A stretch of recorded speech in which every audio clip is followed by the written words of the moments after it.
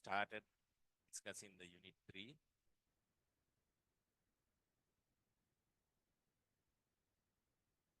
And unit 3 එක මොනවද තියෙන්නේ පුතේ? What is there in the unit 3? You have two main topics that has to be covered. Right? One thing is evolution, isn't it? Evolution. And the other part is the diversity or the classification of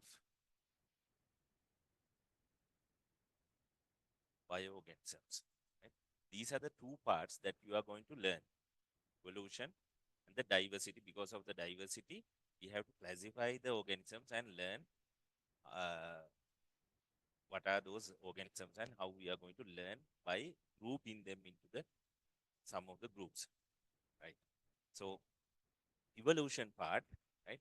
In evolution, we that is like the life story or the life story of the earth, right?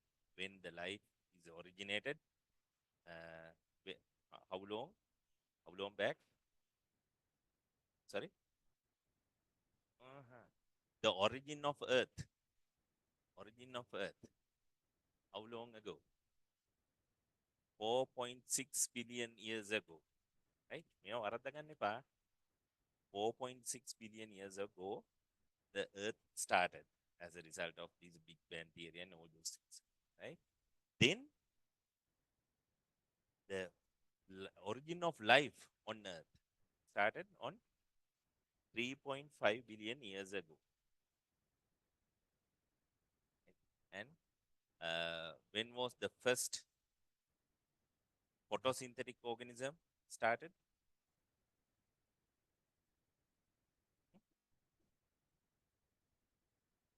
Who is the first photosynthetic organism?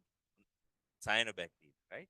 So first, 4.6 billion years ago, the Earth started, and we discussed about the nature of the Earth at that time, right?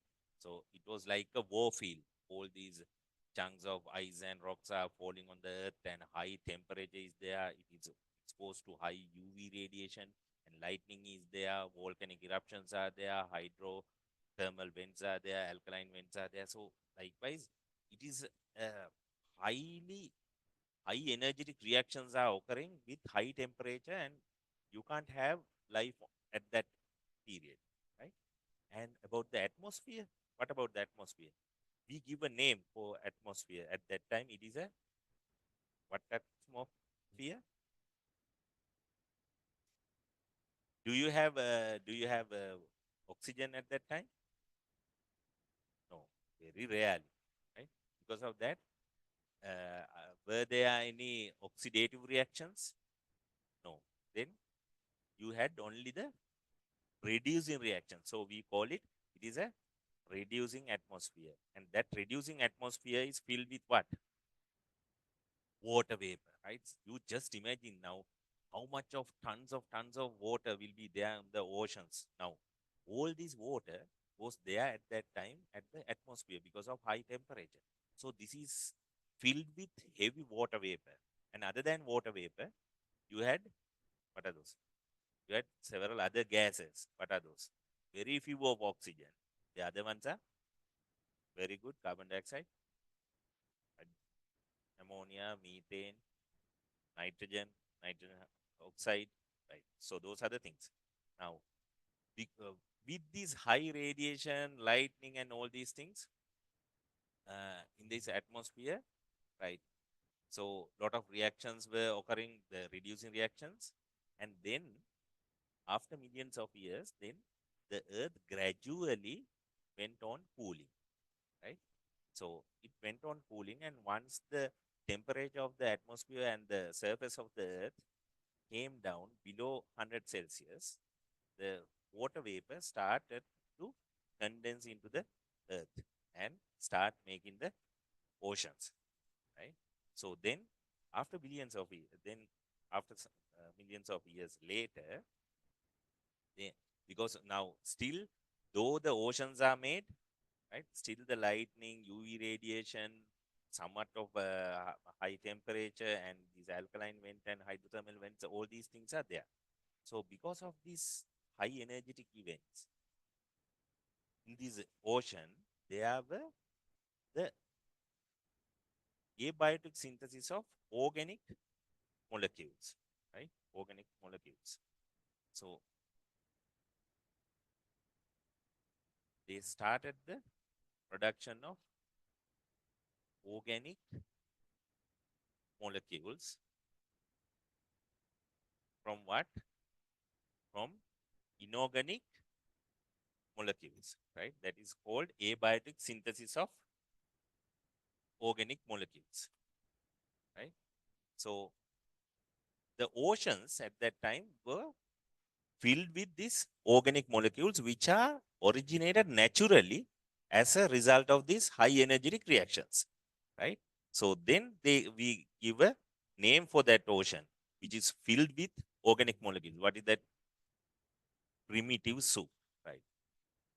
Okay, we had this primitive soup, right? Right, that is primitive soup. Okay, right? So up to now, yeah, last time we started unit 3 and we discussed about the evolution and we are just summarizing what we learned. Okay, right.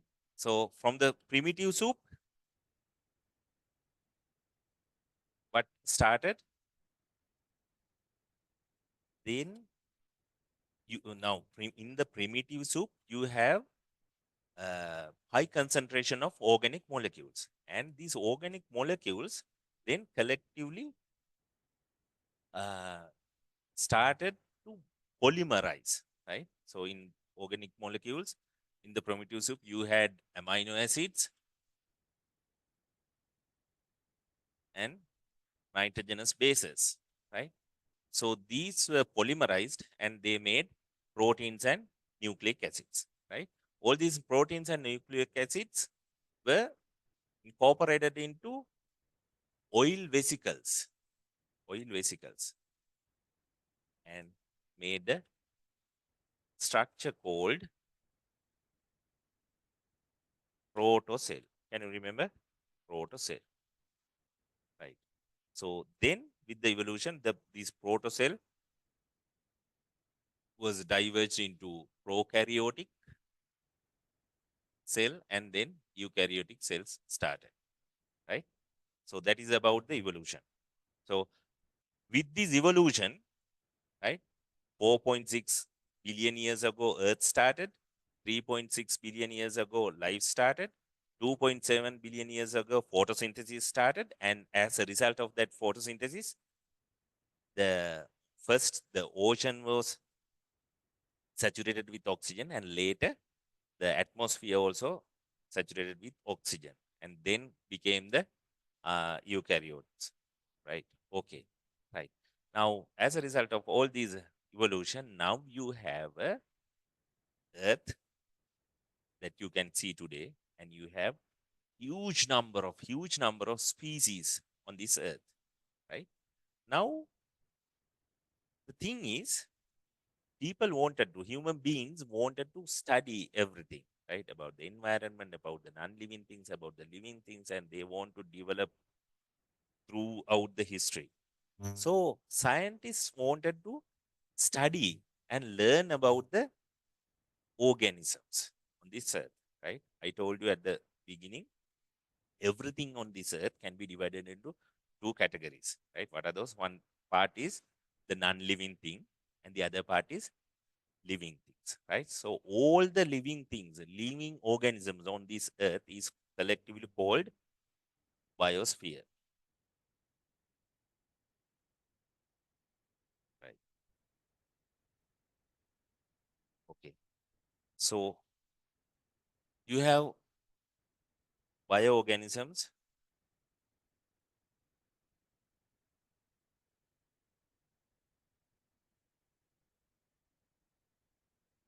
huge number of bioorganisms on this earth. About how many species are there? Scientists guess, they assume that. How many species are there? Very good. 10 to 100 million of species are there.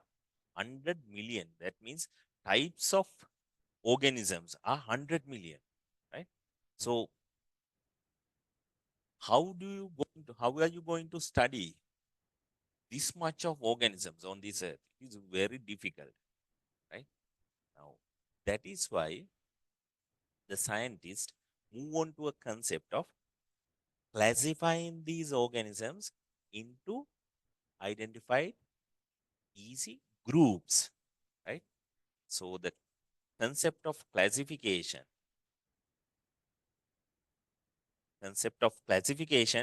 came as to otherwise we can't learn this much of uh, organisms on this earth, right? This is something like this. Now, if you want to, for the learning purposes, for the identification purposes, for the description purposes, now assume that I discovered a new species of snake, right? I don't know what is the place that snake or the hump nose viper, assume that a hump nose viper, where to put that hump nose viper, and what is the class, what is the species. I don't know anything if we didn't have a classification, right? It is something like this. Just imagine that you have a room. හරි ඔයාගේ කාමරයක් තියෙනවා. ඒ කාමරේ you are not keep it in an order, right? You have clothes. Clothes are put everywhere, right? You have books. You have newspapers. You have table, chair, mattress, bed, and everything, fruits and ornaments. Everything is haphazardly put all over the room, right? Then I am asking you to get the tude of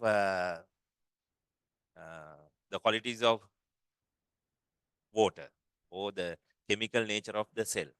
දැන් ඒ tute එක මම කියනවා හොයලා ගන්න කියලා. Right? So can you find it now? You can't. When you go to the room, you can't find where it is. Right? හැම තැනම දාලා. So it will take hours and days to find it. But if you are keeping the room in order, in nice manner, right? The clothes are kept in the clothing rack or the cupboard. Books are kept on the bookshelf, right? Everything, fruits and ornaments they are kept in orderly places, right? So it is very clear. And now I am asking you to get the chemical nature of the cell. Right? So you go to the bookshelf, and the bookshelf is again divided into branches: biology, chemistry, physics, novels, poetry, newspapers, other, right? So you go to the biology section, and in the biology section, that is also divided into unit 1, unit 2, unit 3, likewise. So you go to the unit 2, and then you can find the place. So if the things are, that means if the things are classified in a nice manner, in an order, right? If they are kept in very organized groups, then it is very easy to find, right? So that is that same scenario, same theory is applied to the bioorganisms by the scientists, right?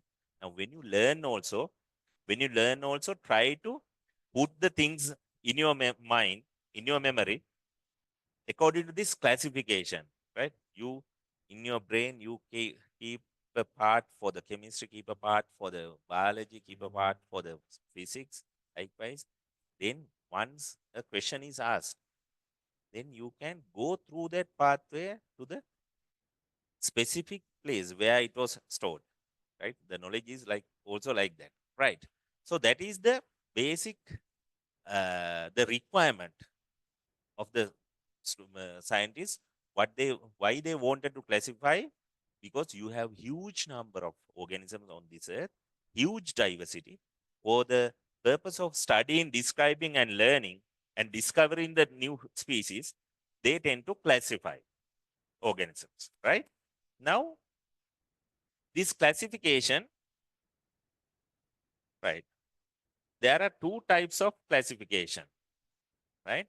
One is, they said, artificial classification. Artificial classification. The other one is natural classification. Right? So, what do you mean by artificial classification and natural classification? Right? Now, in ancient times, right? Because the the science or the knowledge is not developed as today, but the people wanted to learn and learn about the bioorganisms. So they classified organisms basically basically from the characteristics or the traits where which they can see by their naked eye, right? So that sort of art classification which used before the 18th century is called as artificial. Why do you call it artificial, Pute? Hari? Because there is no true relationships of that grouping or the classification, right? For example, then අපුටට තියෙනවා කකුල් දෙකක්. He has two legs. You also have two legs. So the animals are divided or classified into groups having organisms having two legs. So myself and crow is there in the same group, which is not true, right? In the evolutionary relationships, we are not in the same group, right? So that is why you call it artificial, but it is easy, right? So in the ancient times, they started this classification by using some characters which is easy to use and which can be visible through your eyes by the morphological features, right? So that sort of classification is artificial classification. Then once the theory of evolution and the knowledge on molecular biology and the genetics were improved, right? Then the scientists were able to identify the true relationships of the organisms, right? What is the true relationship and what are the other than the morphological features, the anatomical features, cytological features, and molecular biological features, all these four categories of features or the characteristics were used to classify bioorganisms when you go to the natural classification. That is why it is called natural because it is true. The groups or the classes or the whatever the groups that you make by using those knowledge is natural. It is true. That is why it is called natural classification, right? So dividing these things, right? By take the bioorganisms or the all the organisms on Earth and classifying them into groups. This is a separate, huge area in science or the biology, right? So that area is called that this field of classification is called the taxonomy.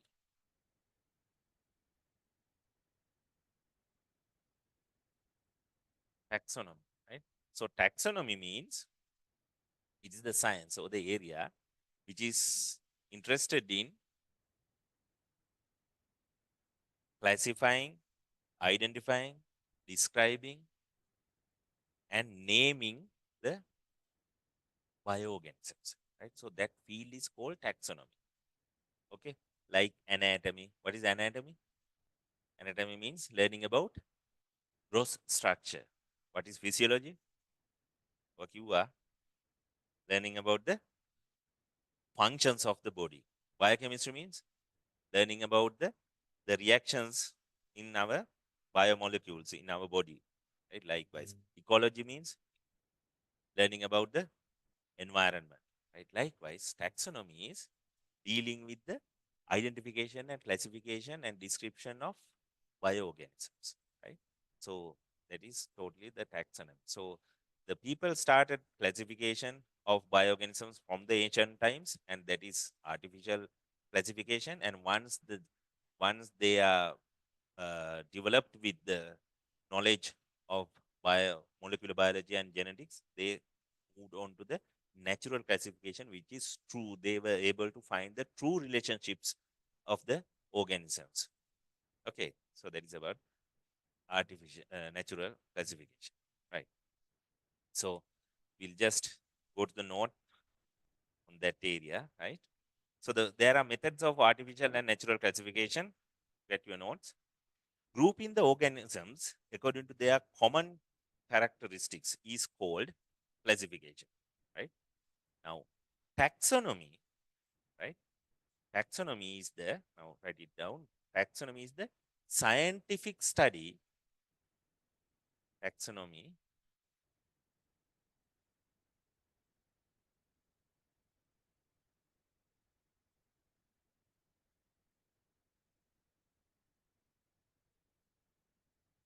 is the scientific study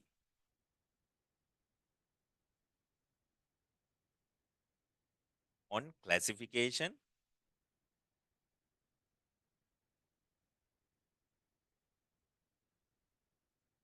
identification,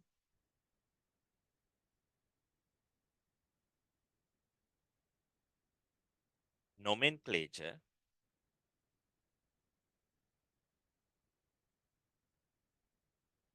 and description.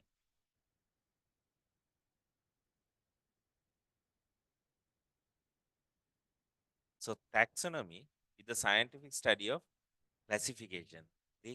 Down in this field, they classify the organisms into groups. They identify the bioorganisms, each species separately, and they give a name to each and every species on this earth once they are discovered, and they describe their features, morphological and anatomical features. Right? Give me a minute. Huh?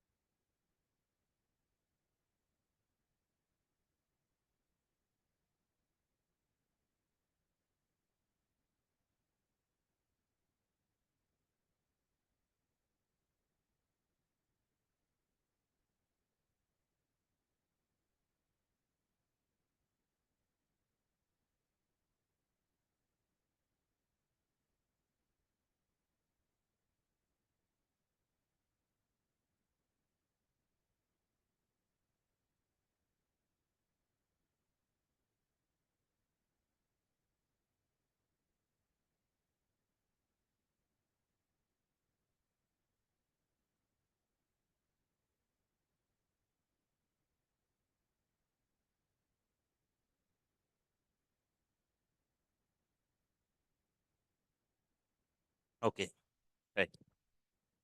So, right. So that is taxonomy, right? So taxonomy is the study area or the special area which study the classification, identification, nomenclature, and the description of bioorganisms, right? Now this is done in a hierarchical sequence. Now this classification is done in a hierarchical classification. What do you mean by that? In a hierarchical classification,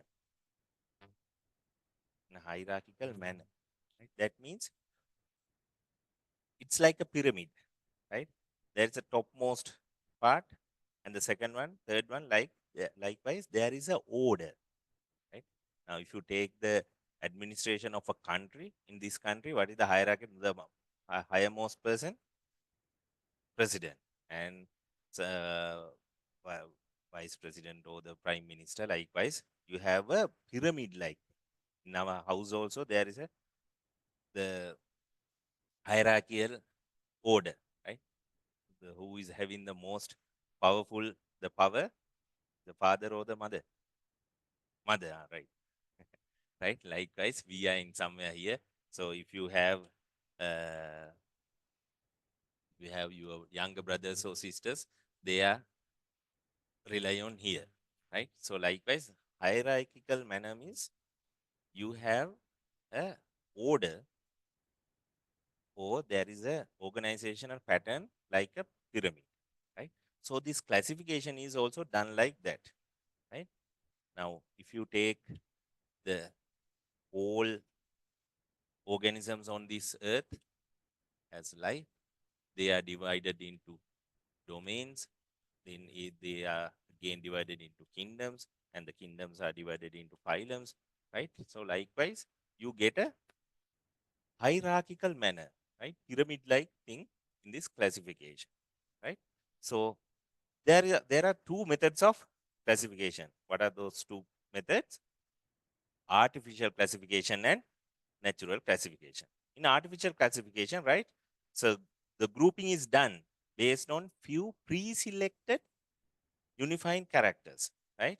The characters are selected according to the convenience of scientists, right? Write down the two types of classification: artificial and natural. Right?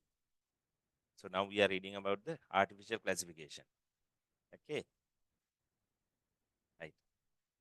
The organisms are grouped based on the selected criteria, and evolutionary relationships are not considered in this artificial classification because they don't know at that time about the evolution and genetic, these things they were not aware of, right? So before it was used before the 18th century, and it is easy to use, easy to expand by adding more groups. For example, plants were classified as cereals, medicinal plants, ornamental plants, poisonal plants, right? So, but they are not true groups, right? That is why it is artificial. And animals can be divided into groups like two-legged ones, four-legged ones, six-legged ones, eight-legged ones, likewise, right? But in natural classification, the grouping is based on true relationships, right? Evolutionary relationships are considered in natural classification. So they are developed after the study of evolution and based on many characteristics, right? So the characteristics that are considered when you go for the true classification, right? So it's true that like in artificial classification, in here also we are looking at the morphological features, right? That's true. So you look for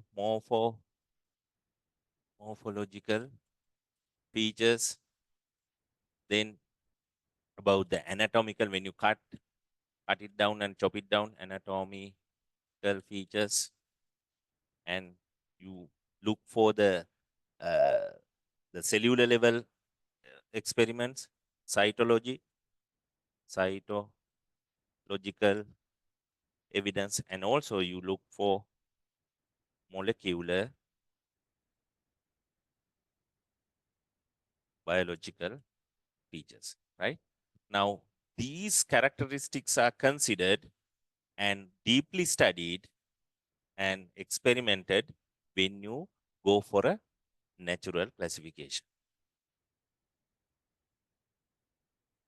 Are lazy me. This is like a story, right?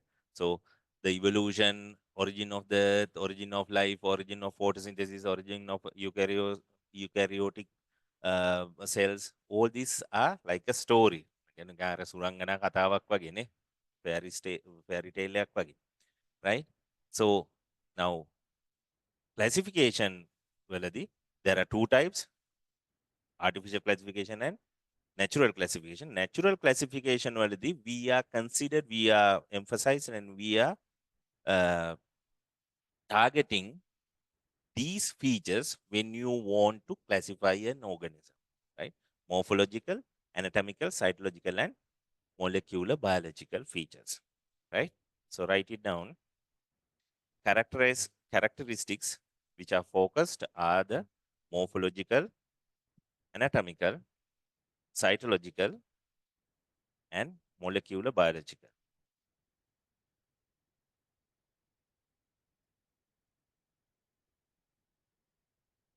So, right, morphological, anatomical, cytological, and molecular biological.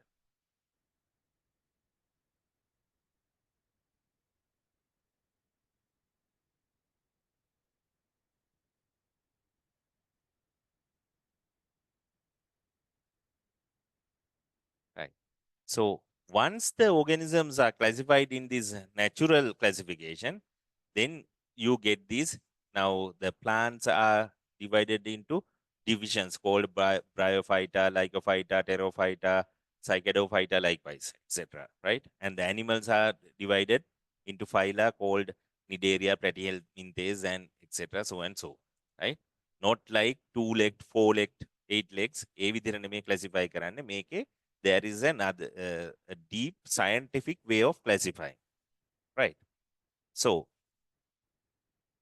this is some basic idea about artificial classification and natural classification. Then we will look into the history of classification.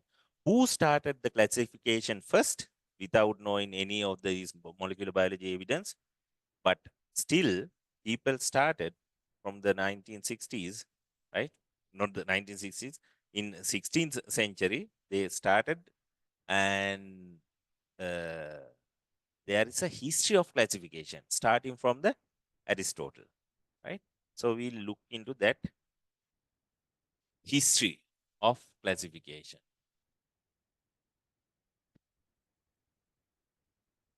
Right.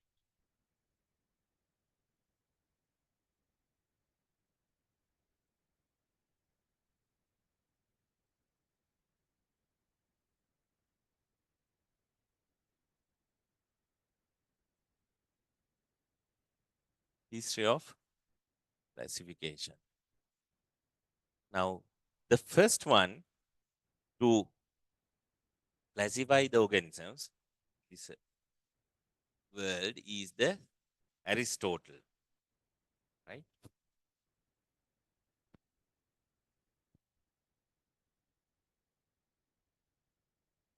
Aristotle, right? He is the one who divided the bioorganisms into two groups as plants and animals. හරිද? එයා කරේ plants and animals කියලා groups දෙකකට divide කරා, right?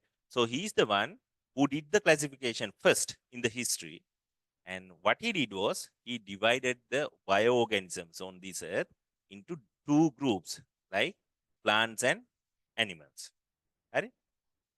And then he further divided animals into some groups by considering the mode of locomotion and the type of reproduction. Likewise, he divided some animals. These are the animals who swim. These are the animals who fly. These are the animals who move on earth by walking and running. Right? He divided some classification of animals. Right? So that is the history. The first one to start the classification of bioorganism, who is the scientist, is a philosopher Aristotle, right? Then comes his student. එයාගේ pupil එනවා ඊළඟට. Right? He is the Theophrastus. Theophrastus. Now, he is a student of Aristotle, and he divided plants further, right? He divided the plants according to the habits, right? Like trees, shrubs, herbs. Likewise, he divided some plants. And also, according to the flowering pattern, they divided some of the plants again, like annuals, biennials, and perennials, likewise. So he divided the plants also to some extent, right? That is Theophrastus. Okay. Then comes the person, right? Now we are discussing about the history of classification, right? You have to fill it this thing. Huh? We'll come to the note later, right? We'll have just a idea about what is the history, right?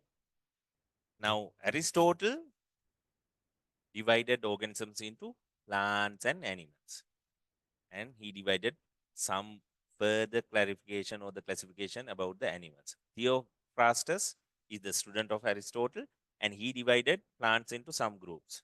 But all these things are artificial, right? Because they are dependent on some few parameters, which is based on the morphological characters, right? Then comes the Carolus Linnaeus. Now, this is the person. Now, Carolus, what he did was he studied about these organisms, and he started this hierarchical taxonomy, right? So this is the one who started the hierarchical taxonomy, right? He told that plants and animals should be classified as a kingdom, right? So Carolus Linnaeus is the one who named plants as a separate kingdom and animals as a separate kingdom. So the two kingdoms were named by the Carolus Linnaeus. And also, he is the one who proposed that every organism, every species should be named, and that name should contain two names, two words, right? So the scientific name for each and every bioorganisms was proposed by the Carolus Linnaeus. And in fact, he is considered as the father of taxonomy. Taxonomy වල the පියා කියලා father කියලා consider කරන Carolus Linnaeus තමයි. In 18th century, right? Did this thing in 1753 or something like that. And you don't want to remember the year, right? So Aristotle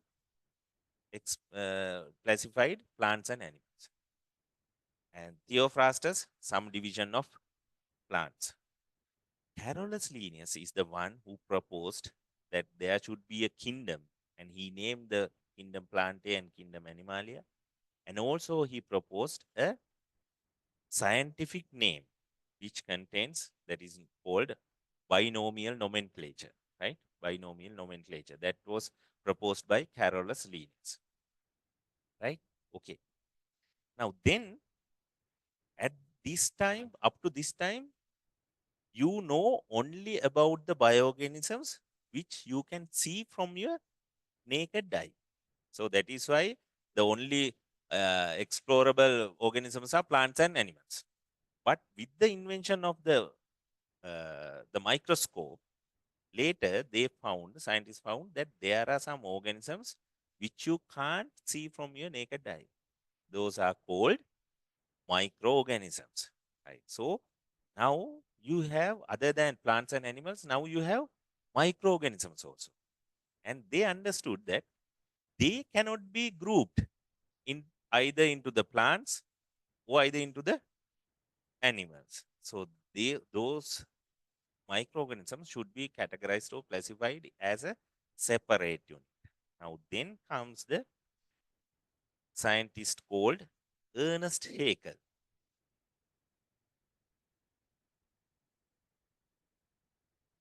Ernest Haeckel. මෙයා ඇවිල්ලා කියනවා, right, so microorganisms, you can't group it as a plant or an animal, so there should be a separate kingdom for the microorganisms, right? So he's the one who proposed the kingdom Protista, right? He is the one who is proposing kingdom Protista, and also he introduced the taxon phylum, right?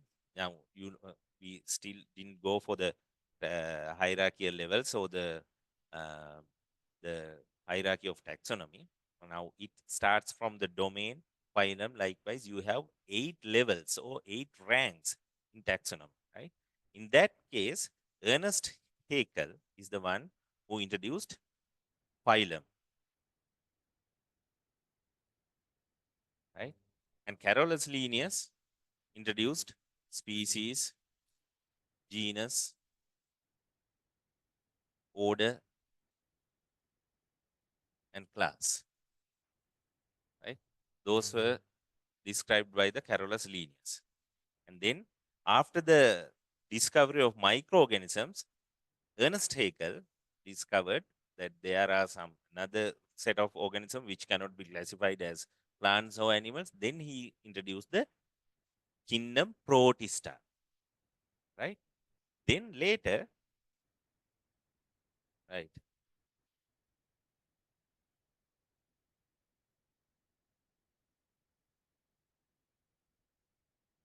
then comes now later the scientist discovered the electron microscope.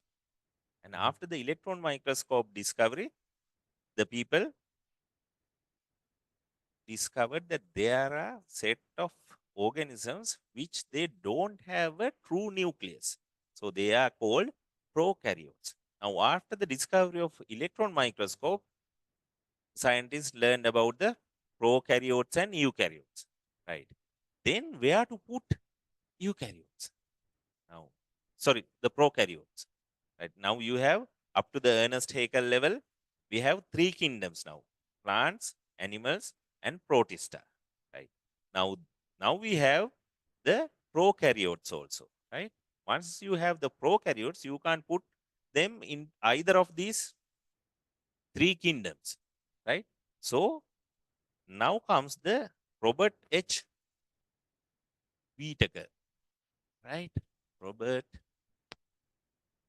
H. Whittaker. Right.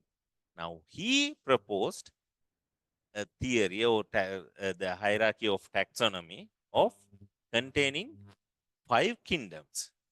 5 kingdoms, right? Now he proposed these things: Monera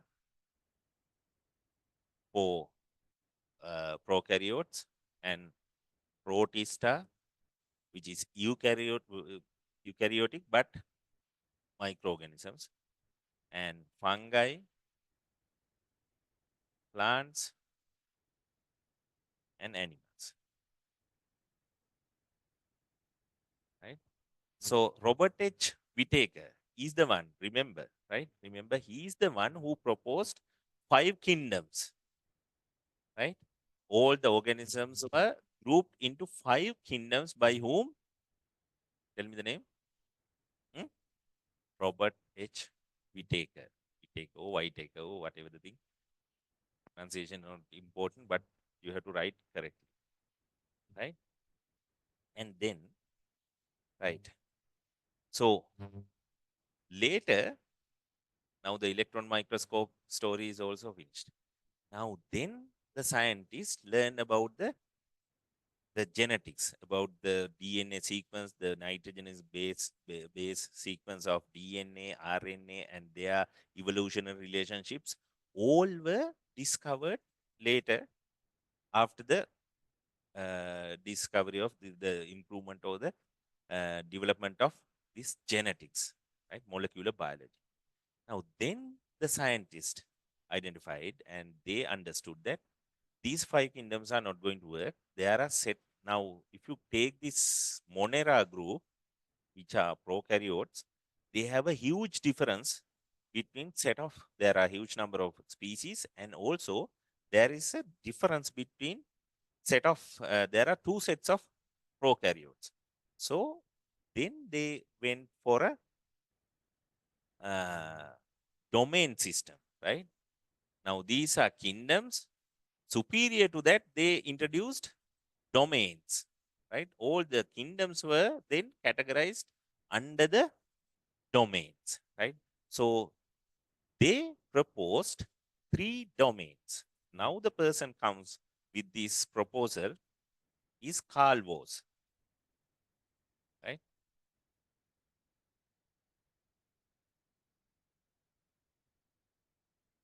Right. The scientist called Carl Woese, he's the one who is coming with three domains, right? The proposal of three domains, right? Bacteria, Archaebacteria, and Eukarya, right? So he proposed of three domains, and all the other organisms were categorized under that, under those three domains. A domains තුනේ යටතේ තමයි kingdoms ටික දැම්මේ. Right.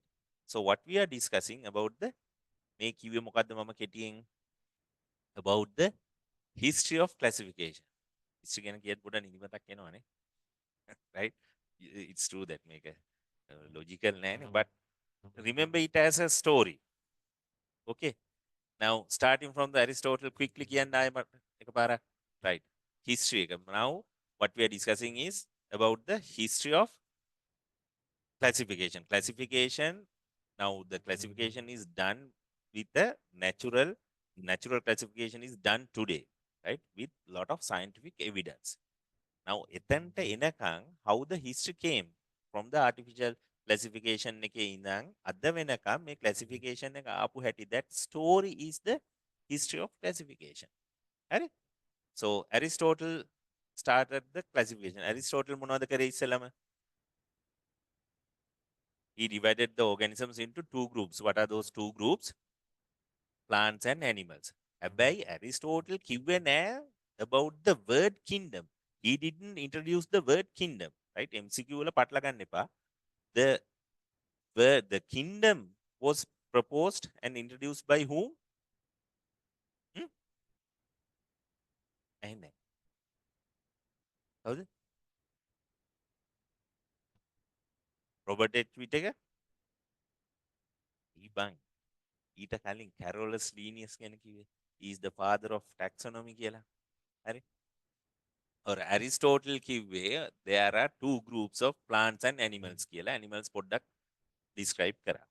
හරි? Theophrastus එයාගේ ගෝලයා, right? ඒකම චුට්ටක් ඉස්සරහට කරා.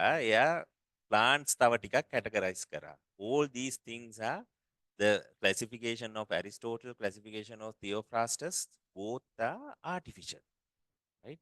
They are based on one or two characteristics which is visible. How many legs are there? There are 2 legs, 4 legs, 6 legs, and one animals labeda, right? About the flowering patterns, balala annually flower may mature reproduction එකට annuals, biennials, and perennials කියලා ඒවා categorize කරා. Likewise, they are not scientific, they are artificial, but they did the classification. That is the importance. හරි? එයා තමයි පටන් ගත්තේ Aristotle පටන් ගත්තා Theophrastus. ඊට පස්සේ මෙන්න this is the third one is the turning point. Carolus Linnaeus. He is the turning point. He is the one who proposed there should be a hierarchical way, hierarchical pattern of classifying these organisms, right?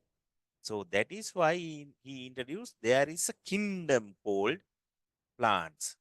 Huge number of plants are there, and all the plants are classified under one group called kingdom. So that word kingdom was proposed by the Carolus Linnaeus, and all the animals were classified into the kingdom of animals, right? Animals and plants kingdoms were proposed කරන්නේ මෙයා. And then he subdivide that kingdom into several levels: order, class, genus species level එකට හැම classes මේවා levels 4ක් විතර. He is proposing about the 4 levels of taxa, right? Taxonomic units, right? And the other important one thing is he's introducing this hierarchical classification of the bioorganisms. That is one reason for the importance of Carolus Linnaeus. The other one is he's the one who gave a specific scientific name for each and every bioorganism. That is called binomial nomenclature, right? That now we go into details later. This is just through the introduction for the history part. Hari? Binomial nomenclature.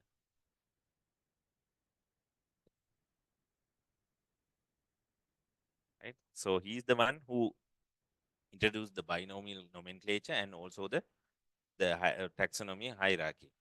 Right? Then, so up to that level, you have only 2 kingdoms. Right? Then found the microscope, and scientists found that there are some organisms which cannot be seen through the naked eye, right? So those are called microorganisms. Now scientists have plants, animals, and microorganisms. Now where to put these microorganisms? මුංග කොහටද දාන්නේ? Then comes the Ernest Haeckel ඇවිල්ලා කිව්වා now ඒව කොහටවත් දාන්න ඕනේ නැහැ. That is a separate kingdom. That is a separate kingdom, and he proposed that kingdom is Protista. Right? Protista කියලා කිව්වා. Right. ඒක තමයි Ernest Haeckel කරේ. Then light microscope again පස්සේ scientists found that the electron microscope. Right? Electron microscope එක හොයාගත්තට පස්සේ scientists found 2 types of cellular organizations. Right? One cell type is having a very organized nucleus in that. Right? All the plants and animals, all those are, and some of the protists, they are having a organized nucleus. And with the discovery of the electron microscope, they found that there are some organisms who don't have a organized nucleus, and they were called as prokaryotes. මතකයිනේ අර අපි වගුවක් ගහලා බෙදලා ඉගෙන ගත්තා about the features of the prokaryotes and features of the eukaryotes. මතකයිනේ? Right. So after that invention, Robert H. Whittaker, right, he came and told, right, now you can't put prokaryotes into the kingdom of Protista, right? So he introduced another kingdom and 2 kingdoms, and he is the one who proposed the classification with 5 kingdoms. Classification with 5 kingdoms was proposed by Robert H. Whittaker, right? That classification had Monera, which contains the prokaryotes, and then fungi, and plantae, animalia, and protists, right? So those are the 5 kingdoms.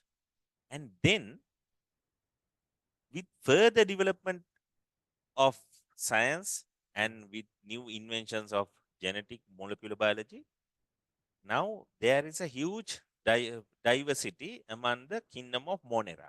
So Carl Voss came and he proposed, now you can't go like this with these 5 kingdoms. We should have some superior level than the kingdoms, and these should be divided into 3 domains. Right? Domains තුනකට බෙදුවේ Carl Voss ඇවිල්ලා. කොට එයා ඇවිල්ලා බෙදුවා domain bacteria කියලා එක domain එකක්, which is prokaryotes. And තව domain එකක් බෙදුවා domain Archaebacteria, right? Archaea, sorry, domain Archaea, right? Again, you have the prokaryotes, right? That's a third එක බෙදුවා eukaryotes ලා ඉන්න domain එකක්. Domain eukarya, right? So that is done by the Carl Voss, right? For the now the scientific basis of introducing these 3 domains, one thing is the evolutionary relationships of these 3 groups, and the other one is the molecular biological evidence, right? Basically, if you consider the molecular biological evidence, right? Domain bacteria is prokaryotic, right? They are the ancient ones. And the modest one are the domain eukarya, right? Now, this domain archaea has features of in between those two, and they are more or less closer to the eukaryotes rather than the prokaryotes. They are they both of these two domains, bacteria and archaea, are prokaryotes. But archaea has some features which are closer to the eukaryotes. That is why evolutionary we assume that bacteria first originated, then the archaea, and from the archaea, the eukarya domain was diverged. Right? Hari. So that thing is done by the Calvo. So ඔච්චරයි මේ history කැල්ලේ ඔච්චරයි තියෙන්නේ. හරි? වැටුණාද? නෑනේ? හරි. right. right. ඔය ටික බලමු අපි note එකේ ඉස්තම් පුරවමු. right. Okay, so this is the history of classification. Now, early classification systems were all artificial systems, mostly based on human use. Aristotle is the one, right? Filled. Aristotle, you fill it, right? Okay. Aristotle was the first to classify organisms scientifically, and he divided the organisms into two groups. What are those two groups? Plants and animals. Yeah, groups දෙකකට බෙදුවා විතරයි, only plants and animals. Animals further classified according to the criteria such as එයා තව ටිකක් බෙදුවා animals according to the mode of locomotion, right? One point is mode of locomotion.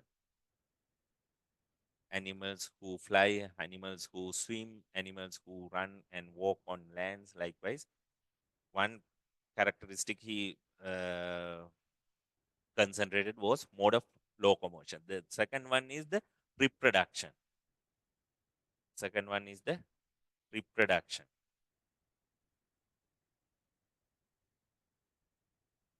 The third one is presence or absence of red blood cells. Presence or absence of red blood cells.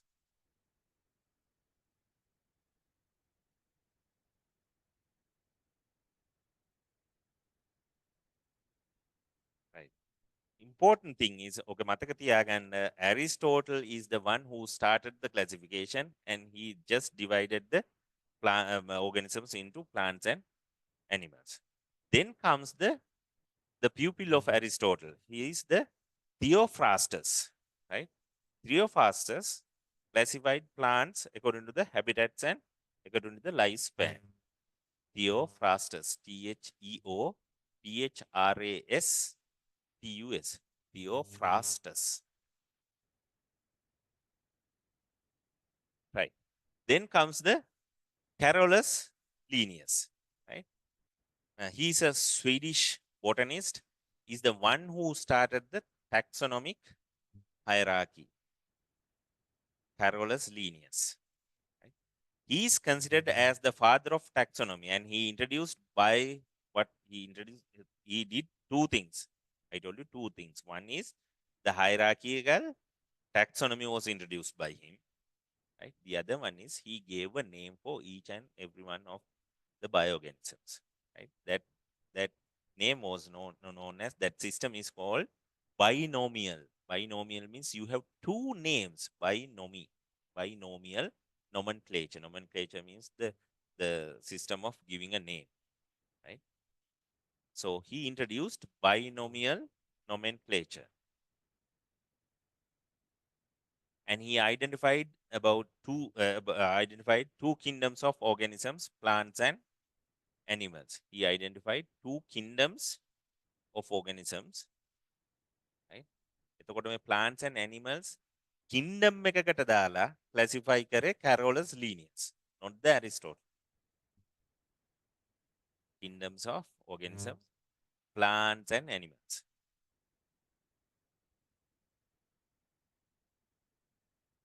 Plants and animals, right? Now, with the discovery of the microorganisms, scientists understood that there is organisms which would not be assigned into either plants or animals. In order to overcome this issue, Ernest Haeckel, right? ලියාගන්න. Ernest Haeckel, 1866, introduced a third kingdom Protista. Ernest Haeckel is the one who introduced kingdom Protista. Right? He also introduced the taxon, phylum, right? Phylum, and classified many organisms.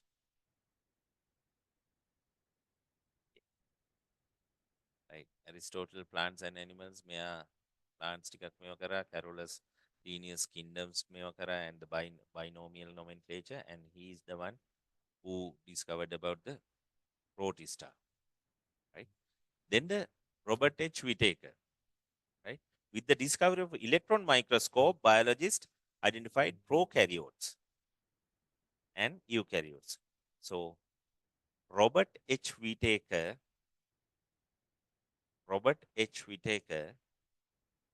introduced the five kingdom biological classification, right? Which is an important one, right? Robert H. Whittaker is the scientist who proposed 5 kingdoms of biological classification. Right? His classification was based on the nature of the cellular organization, unicellular or multicellular, and the mode of nutrition. Right? What are the characters? Cellular organization, whether it is a prokaryotic or eukaryotic, whether it is a unicellular one or multicellular one, and what is the mode of nutrition, autotrophs or heterotrophs or photoautotrophs or whatever the thing, right? Now, considering all these factors, he proposed 5 kingdom classification, right? What are those 5 kingdoms? Monera, Protista, fungi, plantae, and animal. Right. So after the acceptance of Darwin's theory of evolution, history right? මෙතනදී හොයාගත්තා microscope එක, මෙතනදී electron microscope එක, so they discovered about the prokaryotes and eukaryotes. Then you go for the modern genetical knowledge, right? And the evolution. Kingdoms ටික ලියාගන්න: Monera, Protista, fungi, plantae, and animalia. Right? So the recent advancement of molecular biology in studying the evolutionary relationships discovered that prokaryotes have high diversity among themselves. Right? This led to the 3-domain system of classification.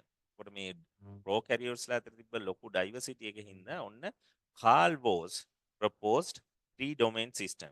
What are those 3 domains?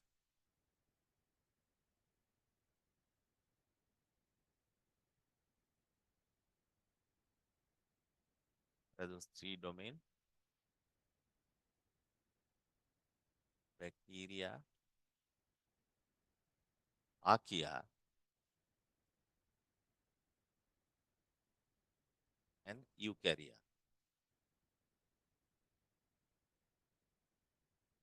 Right? ඔය 3-domain system එකකට ගියා because of Carl Woese proposed. අර kingdoms වලට උඩින්, right, superior to the kingdoms, they proposed 3 domains, right? Bacteria, archaea, and eukarya, by the scientist called Carl Woese. Carl Woese, right? Okay. Now we'll go to the present system of classification and its basis.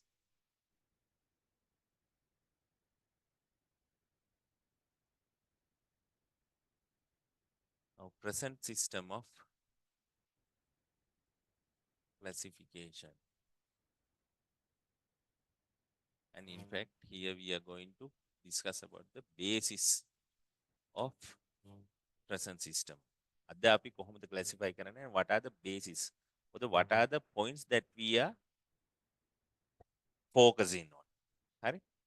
Then අපි මේවා කරද්දී when we classify the bioorganisms into groups, we are focusing on five main things, right? Five main things in molecular biological level, right? So one thing is we are concerned about the DNA sequence of important genes, right? So we study, you take an organism, you take the important genes of them, right? Important genes. Likewise, what is the gene that decides the eye color of the eyes, color of the hair, right? Height and the color of the skin. Likewise, the length of the bone. There are some important genes which are responsible for the important characteristics of of a organism. Now you study the sequence of base of DNA on important genes. That is a one thing, right? The other one is we are again studying the DNA of mitochondria and chloroplasts of that organism. Why is that? Now, you need to you learned about everything about the cell. Cell එක ඉගෙන ගද්දී අපි specially mention කරා about the mitochondria and chloroplast. What is that? In a cell, mitochondria and the chloroplast are the organelles which had circular DNA in them, right? So you have circular DNA inside the mitochondria and chloroplast. ඒ නිසා, right? අපි එක් කාලේ කිව්ව මතකද that scientists are assuming that they may be prokaryotic cells which entered the eukaryotic cell with the evolution. Because they, for two reasons, they assume because of two reasons. මොනවා හින්දාද මේගොල්ලොන්ගේ තියෙනවා circular DNA, right? So what is the main difference between the prokaryotes and eukaryotes? Prokaryote doesn't have a organized nucleus. We have prokaryotes, therefore they don't have a nuclear envelope, but we have. And what we have, the DNA are the DNA strands are wind around histone proteins and we make chromatin. But prokaryotes, they don't do that. Right? And what they have is they have DNA strands. Yes, they have, but they have circular type. නිකන් රවුමක් වගේ round වගේ තියෙන, not like the linear ones which eukaryotes have. They have circular type DNA. Now that sort of DNA are there in the mitochondria and chloroplast. ඒ නිසා තමයි අපි evolutionary අපි scientists ලා assume කරන්නේ these may be the prokaryotes which entered the eukaryotic cells through this route of evolution, right? And the other one thing is the circular DNA. What is the other reason? Mitochondria and chloroplast. Sorry, very good. 7s ribosomes, right? So the other one we study about the RNA of ribosomes of an individual, right? We are very much concerned about the RNA of ribosomes because you have 70s RNA ribosomes and 80s ribosomes, which we have as eukaryotes, we have the 80s. But in mitochondria and chloroplast, you have 80s ribosomes, right? And also, we study about the amino acids in some common proteins, right? So you study about the amino acid sequence in common proteins, right? And also we study about the molecular structure of some cellular components.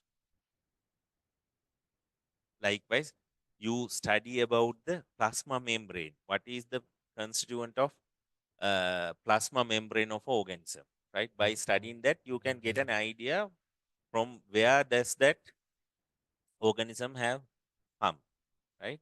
And you study about the cell wall, structure of the cell wall, structure of the plasma membrane, and structure of these mitochondria or chloroplast if they have, and the structure of the flagella, structure of the capsule, whatever the thing, right?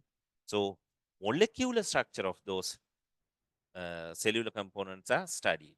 Now look at this. මේ තියෙන ඔක්කොම බලපුවාම it is a very deeply done, very extraordinary study about a organism, right? So this is how present day, how they classify and how they identify, how they describe, and how they give a name to a organism, right? These are the factors that, or the characteristics that we are focusing on. Okay, right. Write it down. Mainly based on rapid advancement of molecular biology and the new information on the evolutionary relationships of the organisms are taken like these things. The first one is sequence of bases of DNA of important genes. DNA of important genes. Number two, the sequence of gene bases of DNA of mitochondria, DNA of mitochondria and chloroplasts.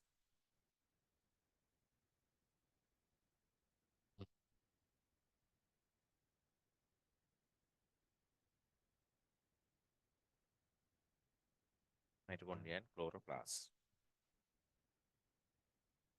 The third one is sequence of bases of RNA of ribosome. RNA of ribosome.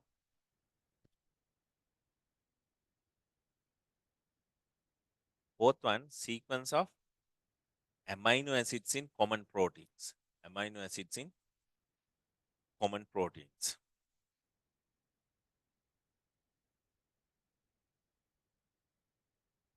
The last one is the molecular structure, cellular components. Molecular structure of cellular components. Now, these are considered as a important taxonomic criteria in modern systematics, right? Okay. Another 2 points that you have to remember when you talk about the modern day classification of organisms. One thing is about the protista. This is a kingdom which was classified under the eukaryotes, right? Now, this protista is not a natural classification, right? It is an artificial group. Remember that. They asked this thing in MCQ, right? Because now all the microorganisms which are eukaryotic are put on this protista, the kingdom protista. But when you study the evolutionary relationships and the molecular biology, then they have come from several different ancestors, but they have grouped as a separate kingdom. So remember, now this kingdom protista is basically made upon artificial thinking pattern from the ancient time, and but still we have not changed it, right? So remember that protista.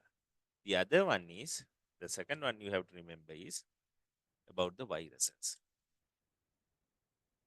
Now, where the viruses are belongs, one domain එකටද virus කියන්නේ, and for which kingdom. Which domain? Elisha? Eh? No. Right, good.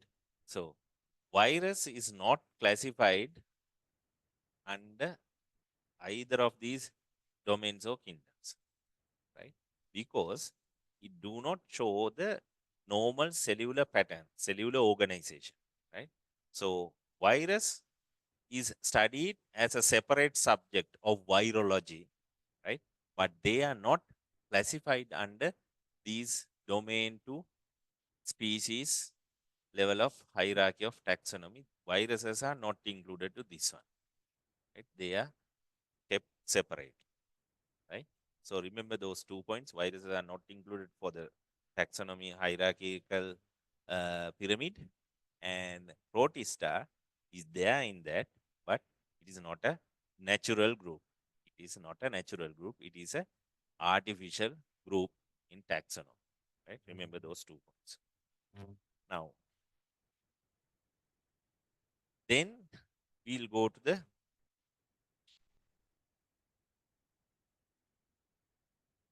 hierarchy of taxa. Right?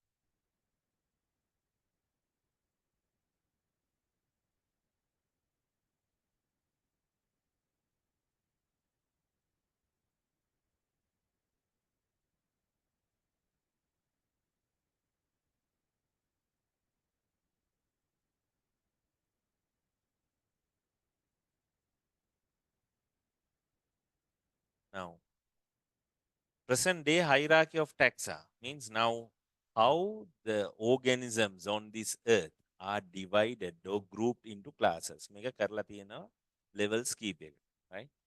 Now, how many levels are there in this thing? You have 1, 2, 3, 4, 5, 6, 7, and 8, right?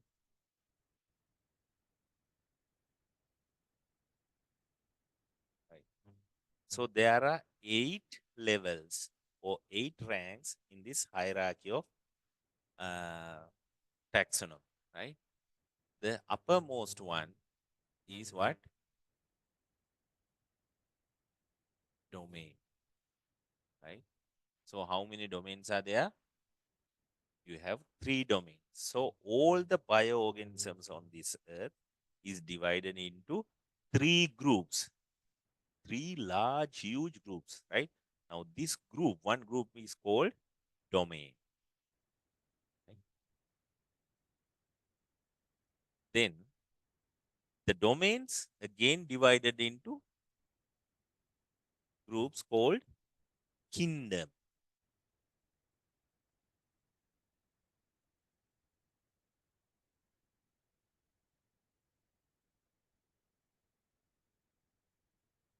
Right? The kingdom again divided into another subgroups called phylum. The plural is phyla, right? And the phylum is divided again into classes.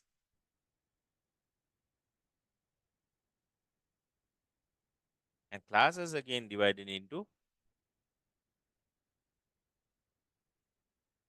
orders. Orders again divided into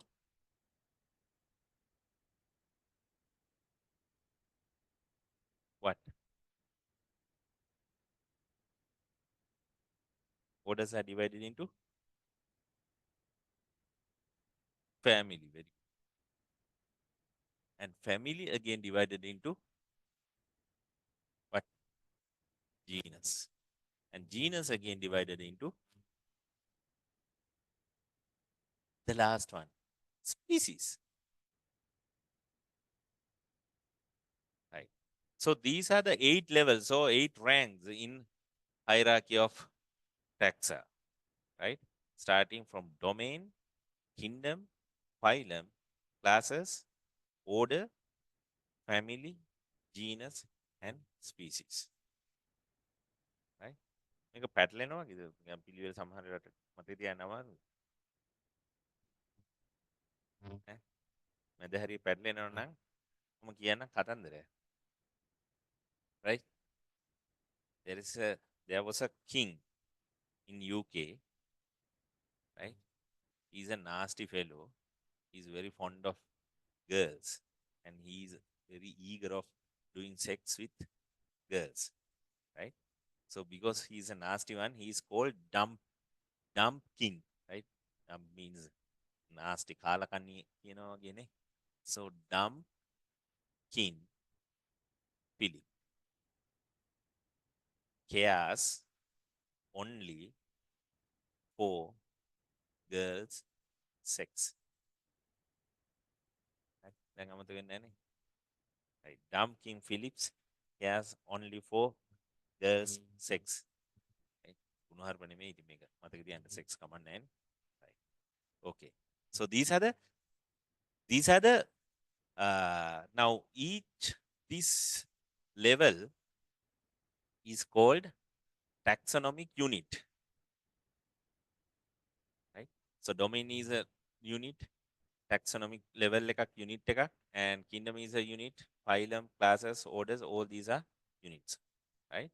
So right, so these are the 8 levels of 8 ranks of hierarchy of taxa, right? අපි ලියාගමු දෙටි, right? Okay, number 1, and මම නොකිය you write without looking at the board, starting from the domain and then kingdom, phylum,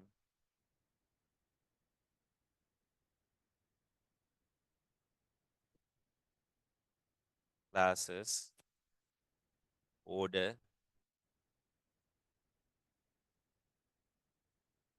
family,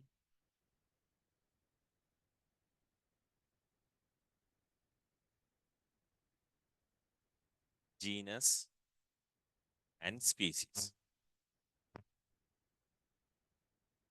right?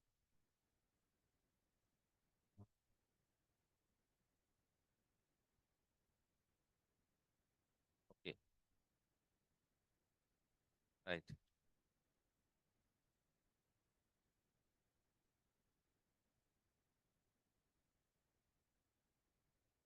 So it is a pyramid like this, right? The number of organisms there in the domain are very high, right? In a kingdom, it is less than that. In a phylum, it is less than that. In classes, it is less than that. In orders, it is less than that. In family, it is less than likewise. If you go to the species, least number of organisms are grouped in the category of in the rank of species, right? So several species get together and forms a genus, and several genus are combined and forms a family. Several families are included into one order. Several orders are included into one class, and several classes are included into one phylum, and several phyla are included into one kingdom, and several kingdoms forms one domain, right? That is how it goes. So when you go from the species to the domain level, what about the diversity? Now species, diversity of the species and the diversity of the kingdom, just imagine where you have the more diversity, the species level or the kingdom level. Kingdom level, very good. Now species කියන්නේ තවත් උඩටත් මේ when you go down this pyramid from the domains to the species, the similar characteristics becomes prominent, becomes common, right? අපි දැන් human species එක ගත්තොත් අපි අතරේ diversity එක it is very less, right? But the chimpanzees, monkeys, ourselves, and all these things, gorillas, all things are categorized, right? We have more diversity. Likewise, mammals, chordata, diversity is high, and the number of organisms is increasing. Diversity also increasing when you go high, right? And the number of organisms decrease when you go down. Okay, right. Then we'll move on to the species level. දැන් අපි discuss කරමු ඔන්න මේක තමයි all the organisms on this earth is divided into these groups, right? Three group domains, and the smallest group is the species. Now we'll see what is this species, right? There should be a special thing about the definition of species, right?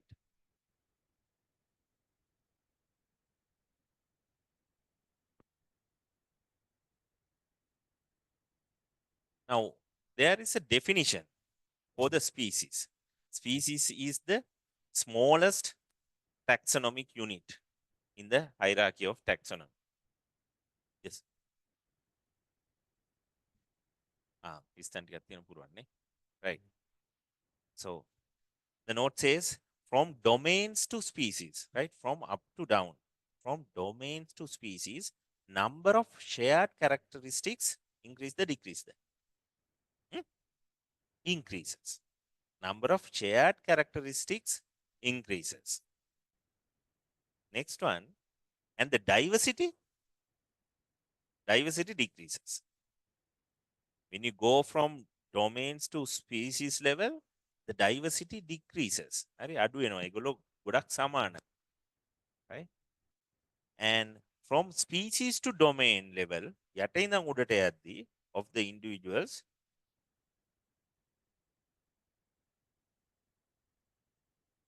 the number of individuals from species domain, number of individuals increase වෙනවා. Right? From species to domain යද්දී the number of individuals increase, and the diversity domain, species domain, diversity increases. Hmm. Hmm. Hmm. You take a break.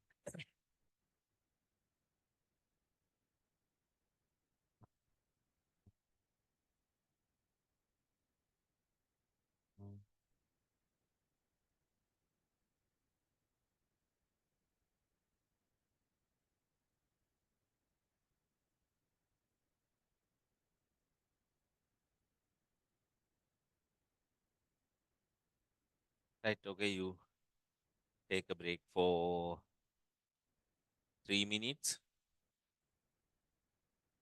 වතුර බොන ආය වතුර බොන්න.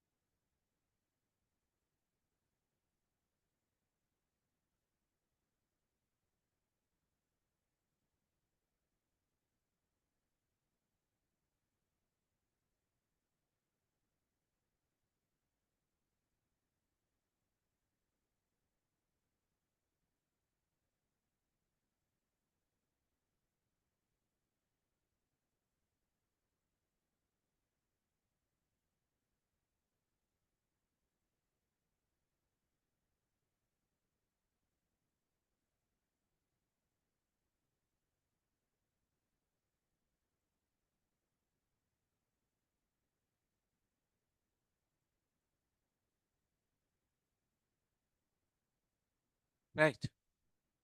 Okay. Right. So those are the 8 levels of hierarchy of taxa. Right. ඒවා තමයි levels ටික when you categorize or group the organisms on this earth. හරි. එතකොට ඒකේ the least one, the smallest one is the species. Right. Now we'll see what is species. Species එකක් කියන්නේ මොකක්ද? Right. Yes. Smallest group. Yes, true. Now there is a definition for species. Now you and me and all our human beings are in the same species, right? So dogs are in the same species. Cows are there in the same species. Now the important thing is, now one one important thing is, in a species you have a group of individuals.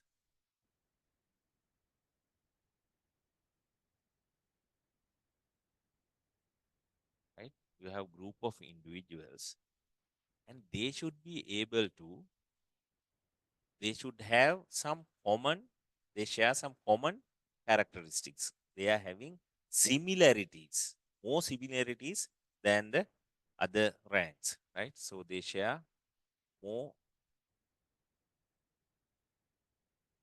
common characteristics.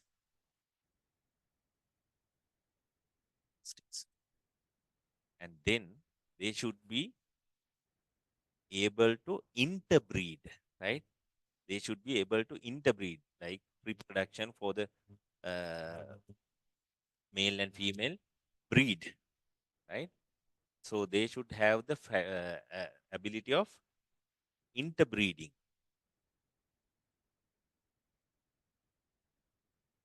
And as a result of interbreeding, they should be able to produce a offspring, right? A male and female interbreed, and they produce an offspring. That offspring should be viable, and he should be fertile offspring. Right. So this is the definition of species. No other points තියෙන්න ඕනේ. They are group of individuals, right? That's true නේ. ඒගොල්ලෝ group of individuals, and they share common characteristics. Morphologically, they look same, right? When you look at them, right? Human beings, monkeys, chimpanzees, when you look at those species, they looks alike, right? They look same. So they share common characteristics, and they are interbreeding each other. And as a result of interbreeding, they should be able to produce an offspring. ඊළඟ පරම්පරාවක් හදන්න පුළුවන් වෙන්න ඕනේ. And that offspring, that generation of offspring should be viable and fertile. They should be stable. And they should be fertile. They should be able to interbreed with other individual, and they should be able to produce another offspring. Right? So this is the definition of species. Why you have put all these definitions for the adjectives of viable and fertile? Fertile නොවන offspring ලා හදනවද? Interbreed කරන්න. ඔව් හදනවා. Have you heard of in Sinhala the word කොටලුවා? Right? Donkey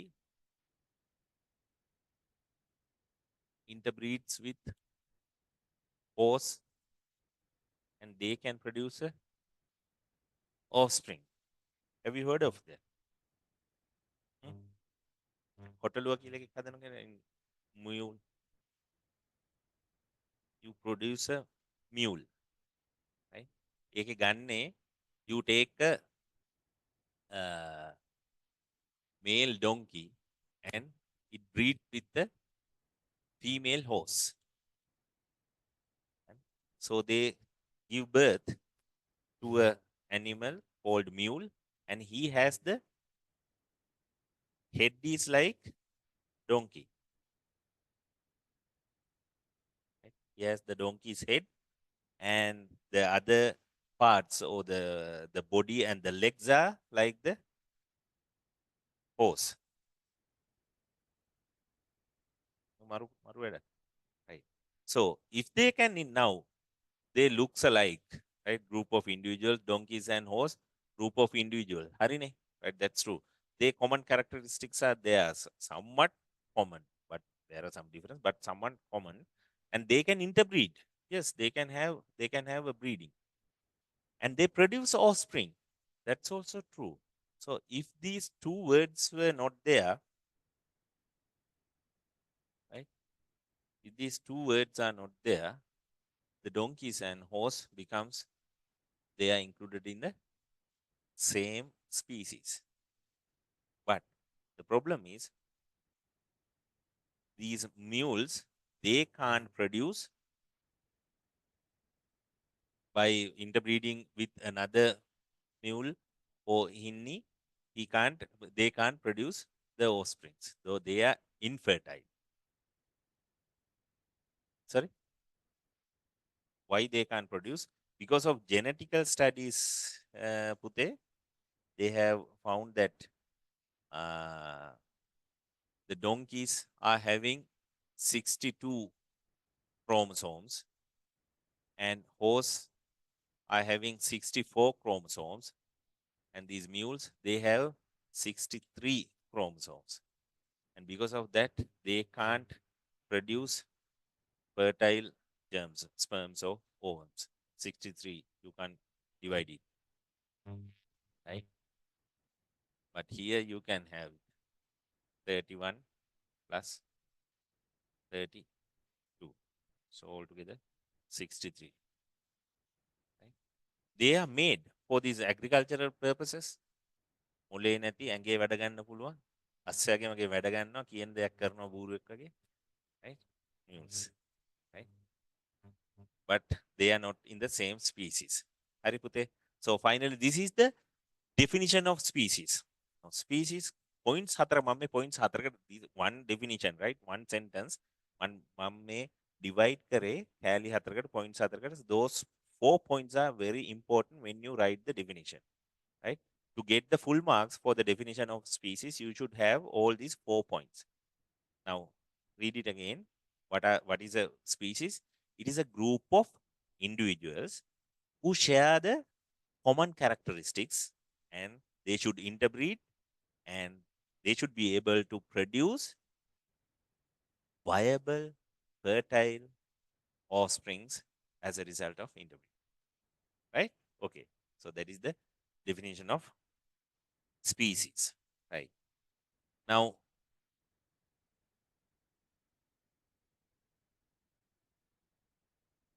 so we'll write down this definition, and there is another.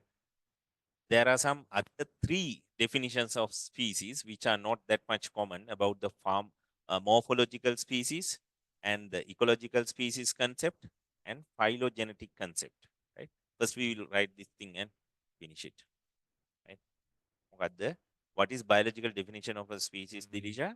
Species is a group of organisms is a group of organisms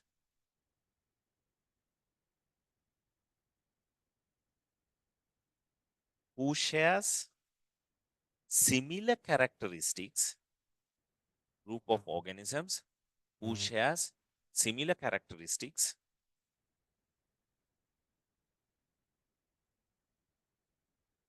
and has the ability and has the ability to interbreed, has the ability to interbreed,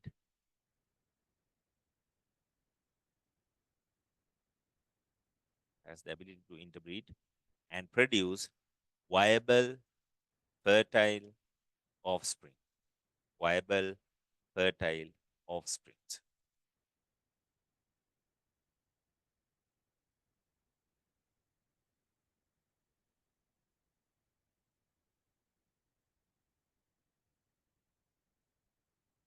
Right. When you talk about the species, That is the biological definition that the scientists accept, and that is the most uh, accepted biological concept of species.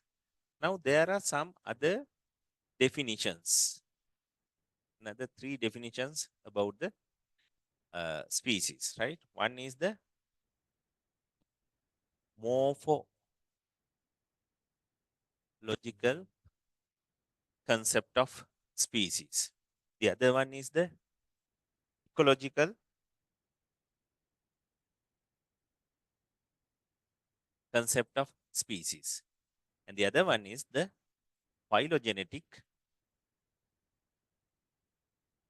concept of species. Now, these are three definitions about the species, right? Now, what do you mean by just have a idea about these things, right? But you have to remember the previous definition exactly to get marks, right? Just have an idea about these things. Morphological concept of species means by looking at the morphological features of group of individuals, you can identify these are from the same species.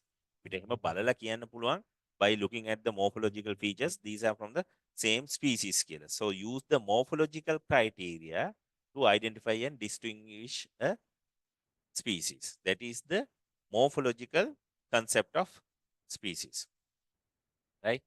The other one is the ecological species, right? Ecologically, how you define a species. Now, morphologically, අපි කියනවා, morphologically, if the morphological features are same, then they are concluded or included to a same species. Now, ecologically, what you see is, now just assume that group of students of us go to the park there near the municipal council. හරි එතන ඉන්නවා monkeys ලා ඉන්නවනේ එතනට, right? So අපි ගිහිල්ලා එතන හිටගත්තොත්, right? So there are some group of monkeys and students like us. So when somebody comes here and they identify monkeys and students, human beings, as two species, හරි එහෙම identify කරනවා. How they identify as morphologically? Morphologically, the monkeys have same features and somewhat different features are there with the students, human beings. එතකොට morphologically species එක define කරනවා by looking at the morphological features. Then they look for the behavior. How these group of individuals interact with the environment. All of us organisms are interacting with the environment, right? Otherwise you can't survive in this world, right? So අපි එහෙම interact කරද්දී we interact with the living things and also non-living things, right? So according to the way that we interact with the living materials and the non-living things, then we can identify the species. Then we can identify how the monkeys are behaving when we look at them. How do they get their meals? How do they eat? How they jump and how they walk? And how do they reproduce? How do they behave in the sexual behavior and the behavior of human beings? So this is totally different. We don't go and do the sex in the road, but monkeys they do, right? So those are the ways that they interact with the environment. So by looking at the interactions with the environment, you can identify a species, that is ecological species. Then about the phylogenetic species means, phylogenesis means uh, from a common ancestor, right? The organisms are divided into branches, right? So likewise, this one from a common class, some of the orders are divided. These orders, yes, and from the orders, some of the genuses are divided, and then the species likewise. So this kind of looking at the common features, I am studying the morphological, so the evolutionary relationship, right? Studying the evolutionary relationship from a common ancestor, you divide the uh, organisms into branches. That is phylogenetic. So the smallest group in a phylogenetic tree is the species. So that is the definition of species in the aspect of phylogenetic, right? So that is the definition of species from the aspect of morphological way, from the aspect of ecological manner, from the aspect of phylogenetic aspect, right? Okay. So then we'll move on to the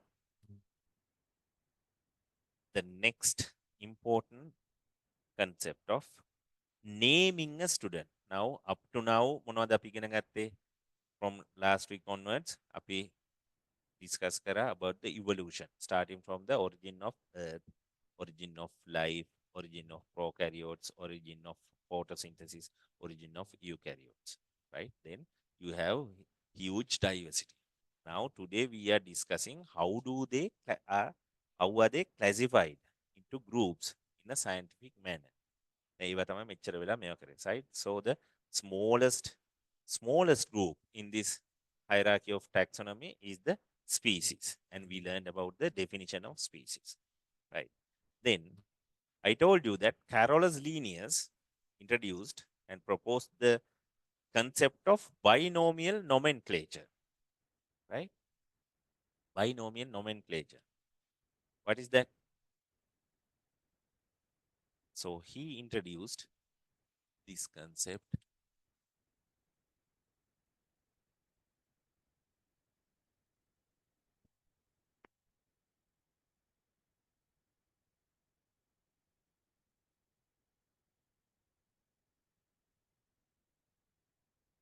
binomial nomenclature. This was proposed by whom?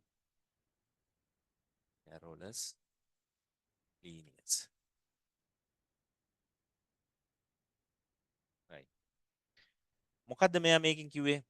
He told that every organism we have identified, if we have discovered, they should have a name for them, right? Every organism should have a name for them.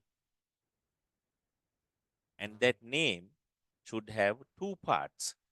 They have two parts. So they have, for one name, for one scientific name, they have two words, right? Now, likewise, my name is Panduka Mahamitava. So I have two words. That is my name. Like in scientific name, you have two names, right? Those two names are called the first one and the second part. First one is called generic name. This one is called the generic name, right? And the second part is called specific epithet or species name. But use the word specific epithet, right? So you have a generic name and a specific epithet. So you have two words for the binomial nomenclature, right? In each and every organisms, right? Why do we have moved for this scientific nomenclature, which is very difficult to remember? අපි dog කෙනෙකුට නමක් කියන්න, පොල් ගෙඩියකට නමක් කියන්න, right? ඕවට scientific names කිය කියා ඉල්ලන්න එහෙම පුළුවන්ද? කොකස් නොසිෆෙරා දෙකක් දෙන්න මෙහෙමයි කියලා? No, you can't. But why they have moved on to naming, giving them a scientific name for each of them? Because of some reasons, right? Now, they have found two reasons, two confusions, right? One is some of the names given common names. Now, every organism have a common name which was given by those the people of that culture or people of that country, right? So that common name has problems because they are, by just reading that name, it is misleading, right? For example, this fish thing, right? You have jellyfish, right? You have crayfish, you have silverfish. This is an example, right? Example about the confusion with the common names, right? And you have starfish. Now, just by listening to the name, it looks like they are categorized under the group which the fish are categorized, but they are still actually not belongs to the fish, right? So this is an nidarian, this is a crustacean, this is an insect, right? And this is a echinoderm. So they are none of near the fish group of fish.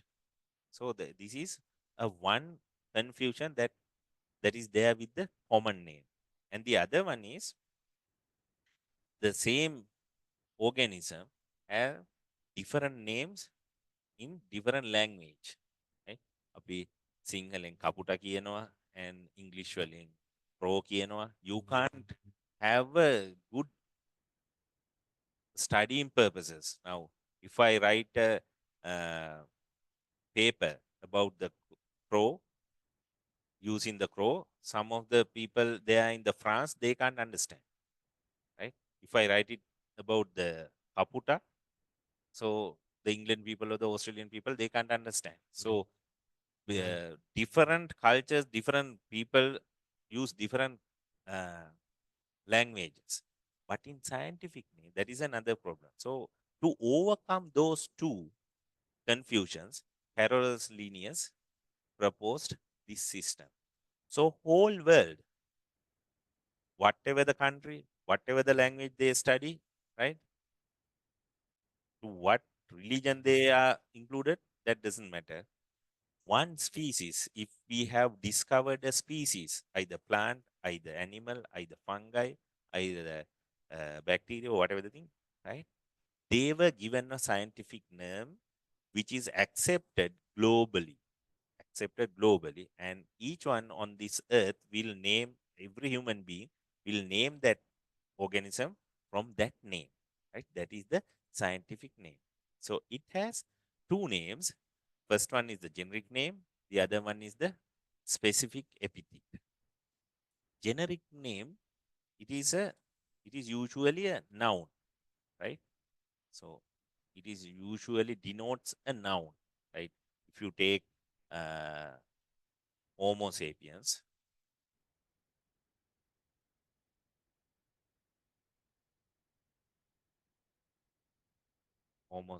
for example, now Homo is the part which is the generic name.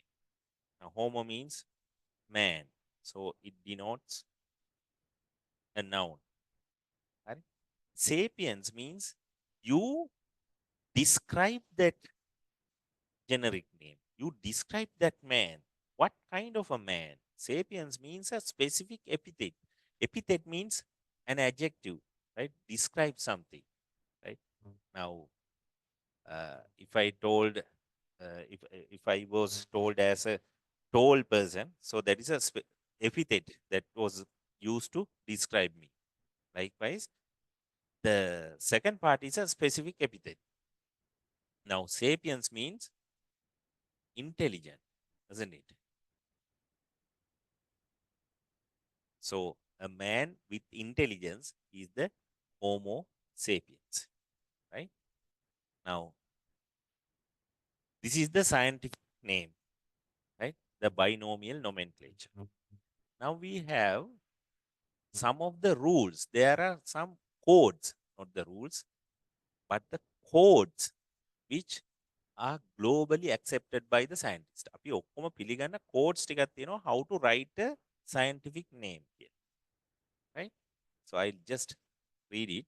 I'll just tell you What are those codes or the rules, right? One thing is, number one is, Pute, every organism should have their own name. So two organisms cannot have the same name.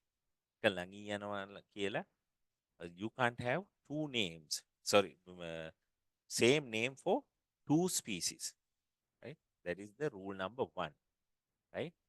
Two species should have two names, and same name cannot be used for two species. Number two is, you should have two names for two parts of each scientific name. The first part is generic name, and the second part is specific epithet, right? And number three is, you should use, now what is the language that is using for this nomenclature? මොකක්ද language එක අපි ගන්නෙ? Right? Sinhala ගන්නවද? We'll take France, English, right? What is the language that we are going to learn? German, Chinese, Japanese. So they have accepted the language of Latin, right? So the scientific names are given in Latin language, right? For two reasons. Latin and Greek, they believe as dead languages. So they are not used further by the cultures. So no one will argue why my language is not used. And this will not, because of the dead language, this will not change. අපි දැන් use කරද්දි language එකක්, it is getting changed. නේ දැන් සිංහල කොච්චර change වෙලාද? අපි කියනේවා නෙමෙයිනේ කියන්නේ. දැන් අපි පොඩි කාලේ කිව්වේවා නෙමෙයි දැන් කියන්නේ. දැන් කියන මං එදා when I go to the මහියන් එනේ චූටි එකෙක් ඉඳගෙන පොඩි කොල්ලෙක් ඇලගාව ඉඳන් මට අතවල්ලා බොක්ක ඈ කිය. අපි පොඩි කාලේ ඉතින් බොක්ක ඈ කියලා කියන්නේ මූ අතවල්ලා කියන්නේ බොක්ක ඈ කියලා. Right? So anyway, the languages are, if the languages are used, the languages are also evolved. Evolve, right? So Latin, the language which is used for the nomenclature is the language of Latin. That is the third code. What is the first code? Same name cannot be used for two organisms, two species. The second one is, that name should comprise of two parts, generic name and the specific epithet. Number three, the language that is written, that is used for writing a scientific name is the language of Latin. And the third one, so for the fourth one, is when you write the generic name, first letter should be capital, right? First letter should be written in capital in the generic name, and in the specific epithet, all the letters are written in simple, right? That is the fourth one. The fifth one, the last one is, right, when you write a specific name in your handwriting, you should write it and then you should underline those two names as separate lines. If you are going to print it, you should print it in italic words. අර ඇල වෙලා තියෙන වගේ ලියන්න ඕන. Right? You should use the italic mode or the fonts when you print it. And if the scientific name is handwritten, you have to underline. So that is the 5 codes of nomenclature. Okay. And another two things. Now, there are some two other things.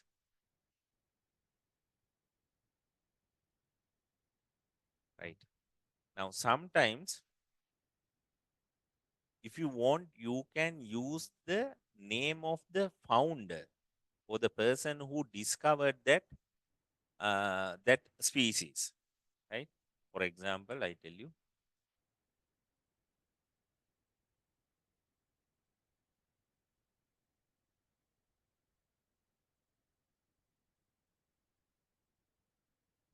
this is the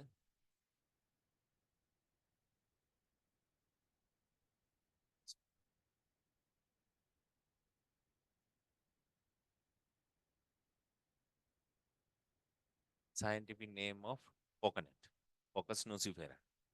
And the Carolus Linnaeus is the one who found this. So you can put capital L and put a dot here, right?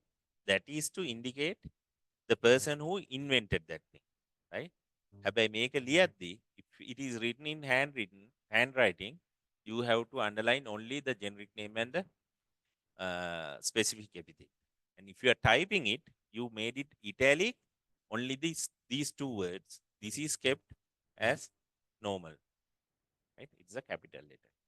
And if you have another subspecies, subcategory, right? Now, Homo sapiens is the species. Now, if you have a subspecies, then it comes with another name, right? So, human beings, the current day human being is called as Homo sapiens sapiens. So, those are uh, some places where the normal things are diverged. Right? Okay. Clear? Right. So, we define the species. Right. We'll go to the note. Now, because of these confusions, therefore, one scientist proposed a binomial system of nomenclature of species. Who proposed that? Carolus Linnaeus. Right, write it down. Carolus Linnaeus is the scientist who proposed a binomial system of nomenclature.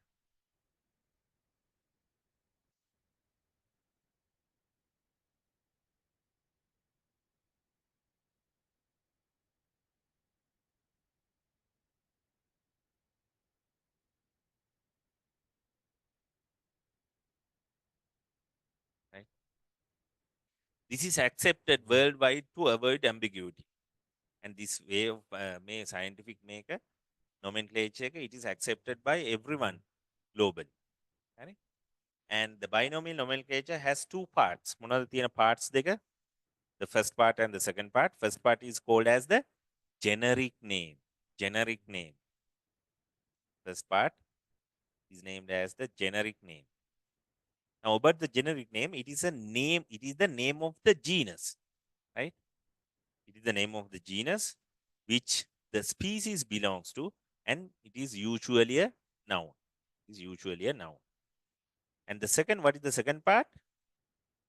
Specific epithet.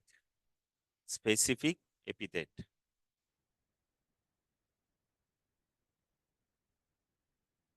Specific epithet. Right? Or the species name. Name of the species, it is unique for each species, and it is an adjective describing the organism, describing a special feature of that organism, right?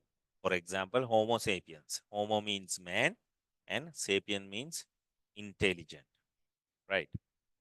And there is another example given with your note, right? Related species have the same generic name with different specific names. Now, if the generic name are same, that means they are closely related, but not in the same species, right? For example,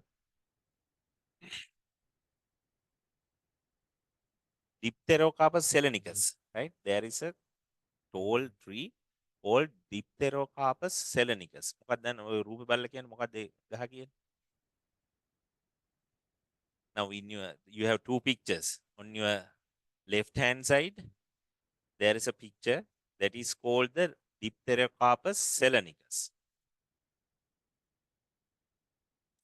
It is a fruit with two wings. ඒක තමයි dip කියන්නේ. Dipterocarpus. Fruit with two wings. And the specific epithet used here is selenicus. What do you mean by selenicus? Selen ගොඩක් ඒවා තියෙනවා. දැන් කුරුඳු තියෙනවා. කුරුඳු වල I can remember the generic name. That is also Zelenicus. That means they are endemic for Sri Lanka. Ceylon. Endemic for Ceylon. That is why they used the word Zelenicus. Right? So now Dipterocarpus selenicus means you have fruit with two wings. දෙකක් තියෙනවා මේ fruit එකේ wings දෙකක් තියෙනවා. Right? And that is endemic to Sri Lanka. So that is Dipterocarpus selenicus. කියන්නේ මොනවද දන්න පුතේ? හොර ගස්. දැකලා නැද්ද? හොර ගෙඩි අහුලලා නැද්ද වත්තේ? ඈ? ඔව් ගෙඩියක් තියෙනවා. මේ අමුකාරනේ. මේක වැටෙන්නේ ගෙඩිය හැදෙන්නේ උඩ. right? ගෙඩිය මෙතන හැදෙන්නේ. මේ මෙතන ගෙඩියත් එක්කනේ මේක වැටෙන්නේ. එතකොට ඕක මෙහෙම කැරක් බිමට වැටෙන්නේ. right? So that is Dipterocarpus selenicus. මේ එහා පැත්තේ තියෙන්නේ Dipterocarpus glandiflorus. හරි? ඒකේ now remember that the generic name is same. ඒ කියන්නේ ඒගොල්ලෝ closely related. Looks like same. හැබැයි ඒකේ special feature එකක් describe කරනවා specific epithet එකේ. දැන් අතන උඩ එකේදී හොර කියන ශාකයේදී Selenicus කියන එකේ මොකද්ද describe කරන්නේ? This is endemic to Sri Lanka කියන එක. That is why country එකේ නම පාවිච්චි කරන්නේ Selenicus. But in grandiflorus, right? Grand means grand, ලොකුයි. Right? Large. Florus කියන්නේ flowers. So you have large flowers. Right? So Dipterocarpus grandiflorus is a different species, but related to close by, but different species. ඒවට අපි කියන්නේ සිංහලෙන් කියන දොරණ කියලා ගස් జాතියක් තියෙනවා. Right? So that is to tell you about the demonstrate you about the scientific nomenclature, right? Genus එක same නම් it looks like same, but specific epithet describe a special feature of that species. Right? Okay. Now the international codes, Mama Kiweva, right? International codes of binomial nomenclature. These are sets of rules or codes for nomenclature. These are slightly different for plants, animals, bacteria, and viruses, right? Now, these codes, Pute, they are slightly different for. Now, if you have discovered a plant, there are some specific rules which are specified for plants. And if you discovered the animal, there are some variations which are specific for animals. There are some international bodies for that. International Committee on Plant Nomenclature, and likewise, there are some bodies. But other than these are the codes which are common for all plants and animals, right? For scientific nomenclature. Now, what is the first one I told you? Two species cannot have a same name, right? That is the first one, right? Right now, two species of organisms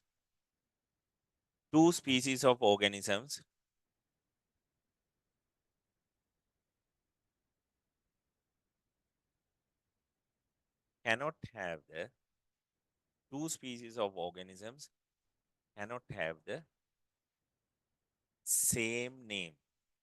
Cannot have the same name.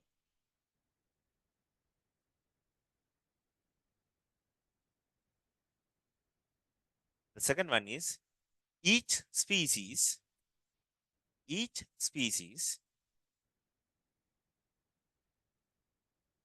has a generic name. Each species has a generic name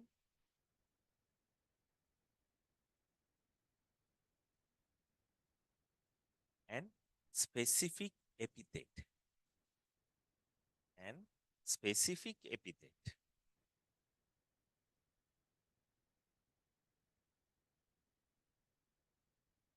Comma, both together forms the species name. Both together forms the species name or scientific name / scientific name.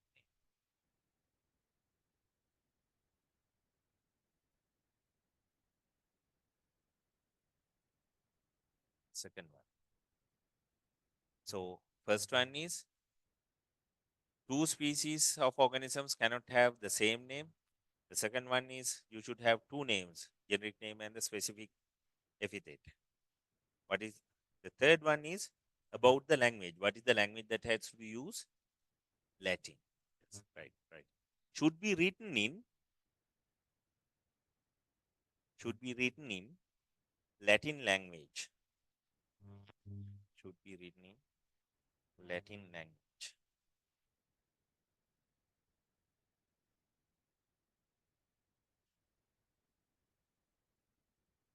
Number four. Number four is about handwriting and printing a scientific name. මොකක්ද ඒ දෙකේ rule එක? When it is printed, you have to italicized or you have to use the italic mode. And if you are handwritten, you have to underline, right? So number four should be typed in italics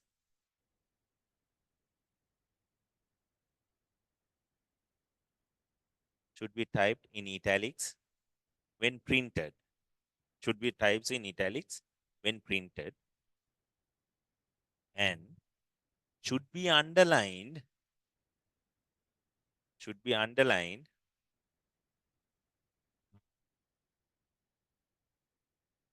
should be underlined when handwritten. Should be underlined when handwritten.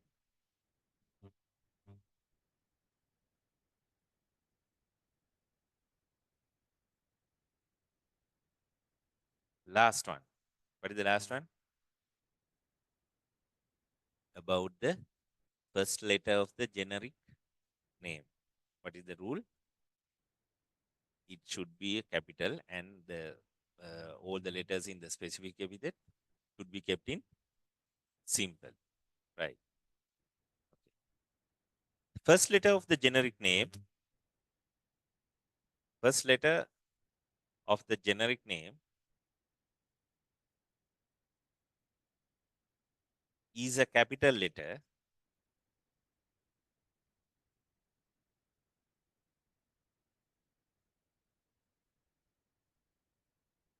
and the specific epithet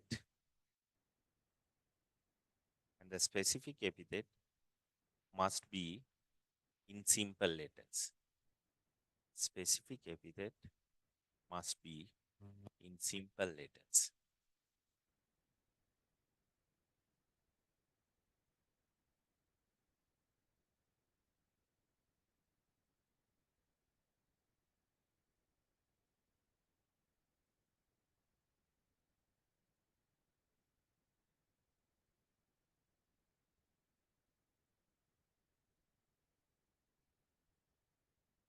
Right?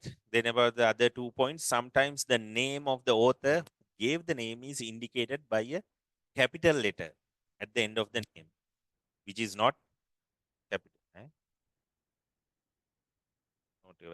Sometimes the nature of the author who gave the name is indicated by a capital letter at the end of the name. That is true, which is not capitalized, which is not Latinized, which is not Latinized. ඒක Latinized කරන්නේ නැහැ. L එක. Right? ඒක italic කරන්නේ නැහැ. It is kept normal. Right? The other point is the third word can be used to represent a subspecies or a variety. Scientific name of the Sri Lankan leopard is called Sri Lankan leopard. ලංකාවේ දිවියට මොකද්ද කියන්නේ? Panthera pardus cotia. So the subspecies is cotia. Right? Like Homo sapiens and sapiens. Right. So that is about the scientific name.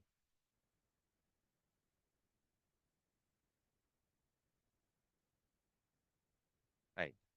So then we'll draw the hierarchy of taxa about the main domains and the kingdoms. Right? Get an idea about main domains and kingdoms. Right? So if you take life on earth, that is divided into three parts. They are called domains, right? Three domains. What are the three domains you have?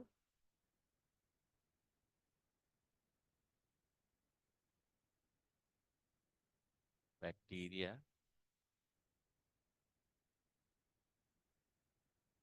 archaea, and eukarya. So these are the three domains which all the bioorganisms are included into the three domains, right? Bacteria, archaea, and eukarya. So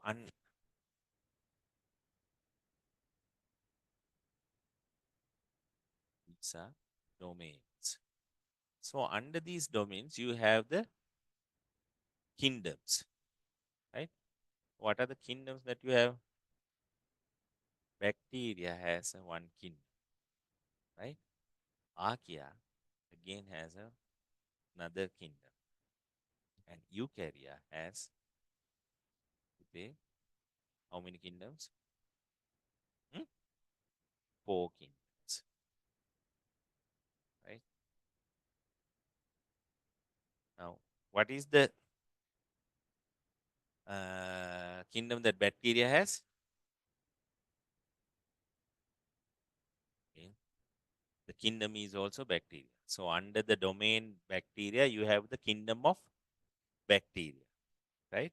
So under the domain of archaea, you have the kingdom of archibacteria.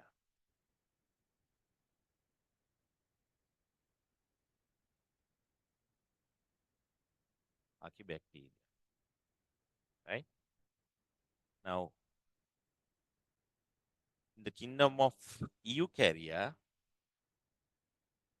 you have four kingdoms. What are those four? Protista, fungi, plantae, and animalia,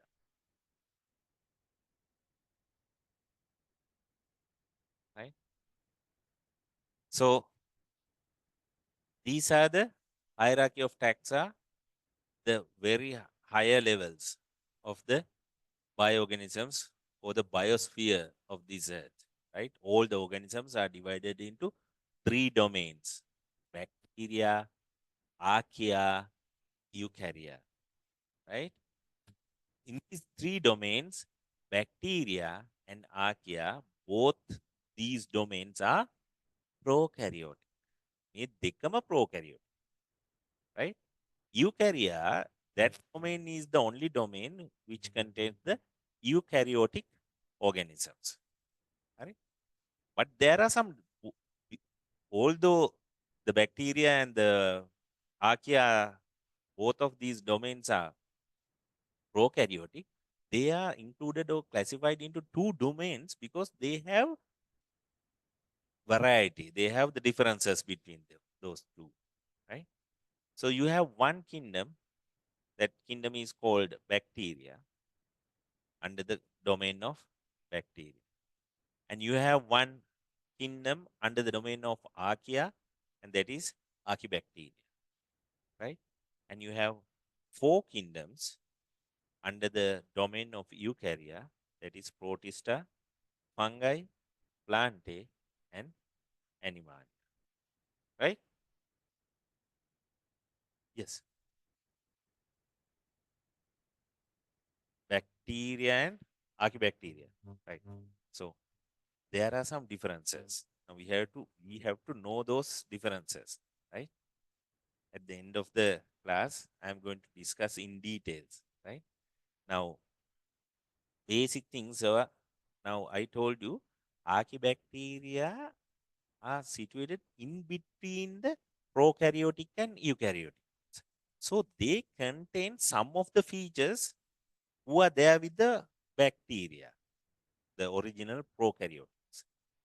And they share some of the features which the eukaryotic organisms have. That is why it is classified as a different groups, different group. They are original prokaryote because they don't. Why it is called as a prokaryotic? They don't have a organized uh, nucleus, right? But some of the features of the if you take the cell wall, right? Now bacteria cell wall is made up of peptinoglycans, right? So in that case, if the archaebacteria is same, they also should have the peptinoglycans, but they have proteins and polysaccharides for their cell membrane, right? Likewise, there are now, if you take the genes, we have the introns. Now, in gene have you have exons and introns. You will learn when you learn the genetics, right? Now, exons are the ones who are responsible for the coding.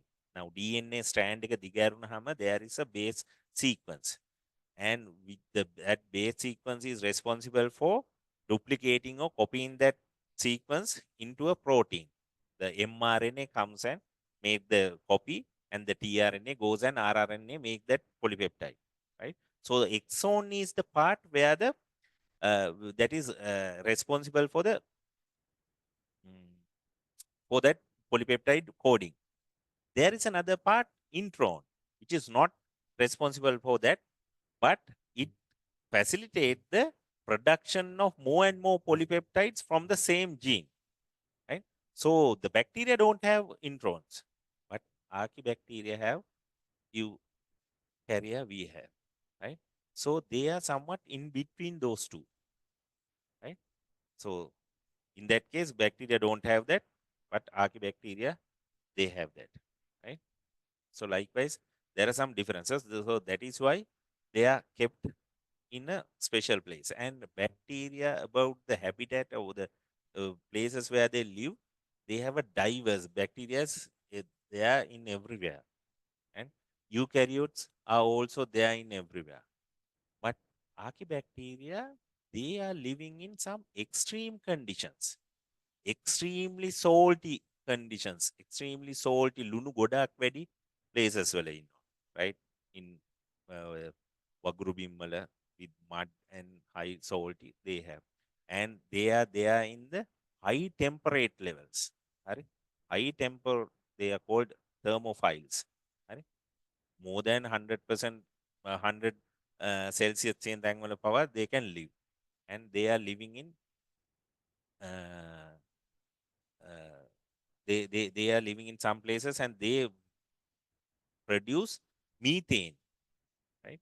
Those are the uh, three three types of organisms that they have. And one common statement about the archaebacteria is they are living in extreme environmental conditions, not like bacteria and us, right? You have a very good comparison. You should know, and they are asked at the MCQ levels. Okay. Now, right, shall we write these things and we'll move on? Okay. The hierarchy of taxa, there are three domains: domain, bacteria, domain, archaea, ARCHAEA, right? Domain archaea and domain eukarya. Domain eukarya. Then under the domain bacteria, you have one kingdom, that is kingdom bacteria, right? Kingdom bacteria. And under the domain archaea, again you have only one kingdom called archaebacteria.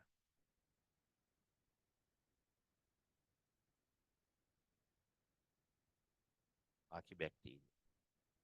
And under the domain of eukarya, you have kingdom protista, kingdom protista,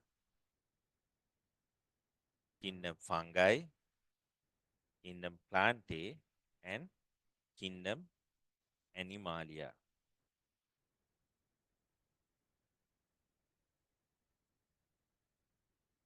This is 5:33.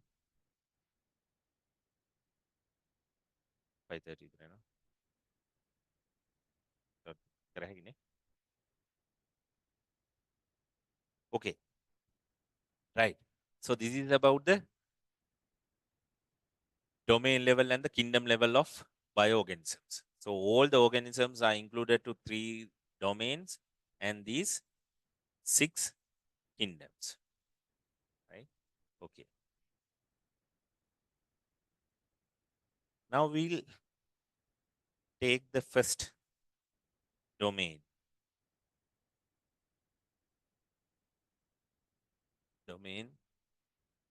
bacteria, and we'll have a rough idea about the characteristics of bacteria, the domain, right?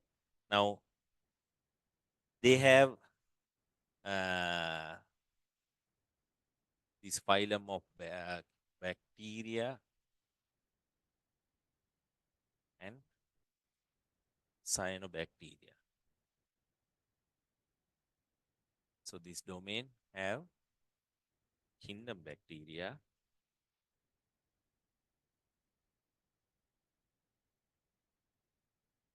and kingdom bacteria have 2 groups, bacteria and cyanobacteria. Right? Right. So one of the basic thing, bacteria are prokaryotes, right? So they are, number one is they are prokaryotes, and their size is usually very small, right? 1 to 5 micrometers, right? Now, if you take the archaebacteria, also same, they are also prokaryotic. They are also small ones from 0.5 to 5 micrometers, right? And most of them are unicellular, අනිසයිලය කට්ටිය, and cellular, and sometimes they are colonized. Colony හැටියට හැදිලා තියෙනවත් තියෙනවා, right? And they are well adapted for normal habits, both land and water. In both places are they are willing. And the major component of the cell wall, bacteria වල major component of the cell wall is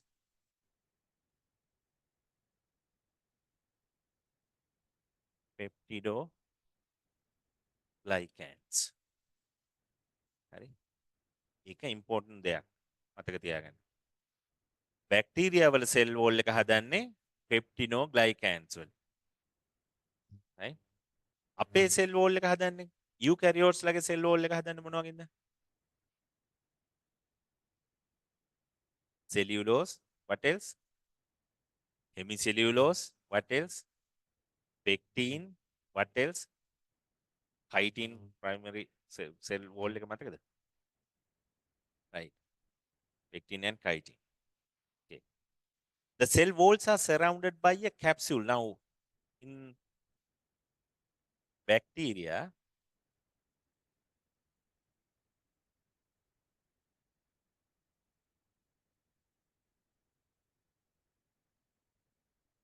right?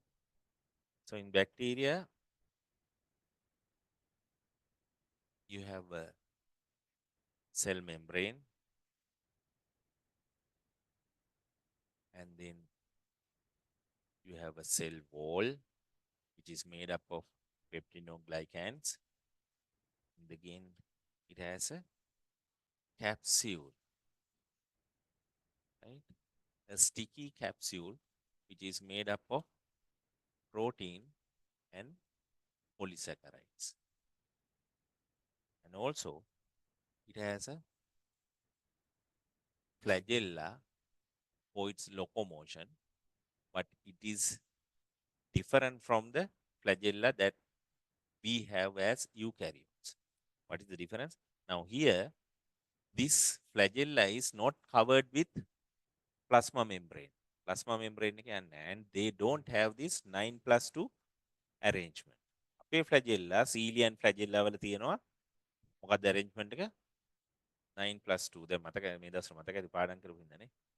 මොකද්ද 9+2 arrangement එක? 3. We are telling about 9 plus 2.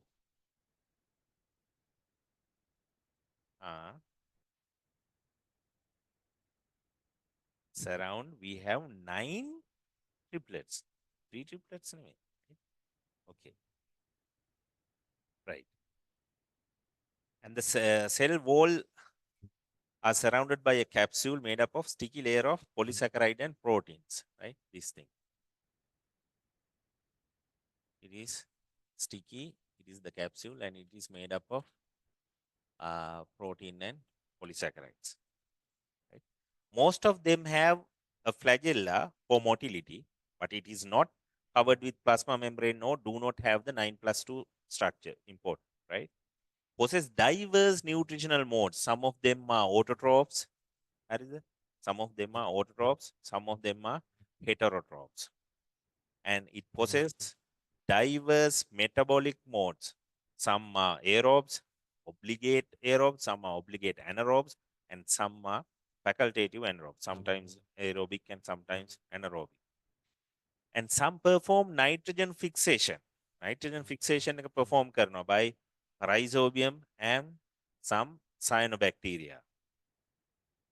Can nitrogen be fixed by the eukaryotes? Eukaryotes fix කරන්නේ නැහැ. Right? Very good. Difference chart nitrogen fixation is done only by the prokaryotes.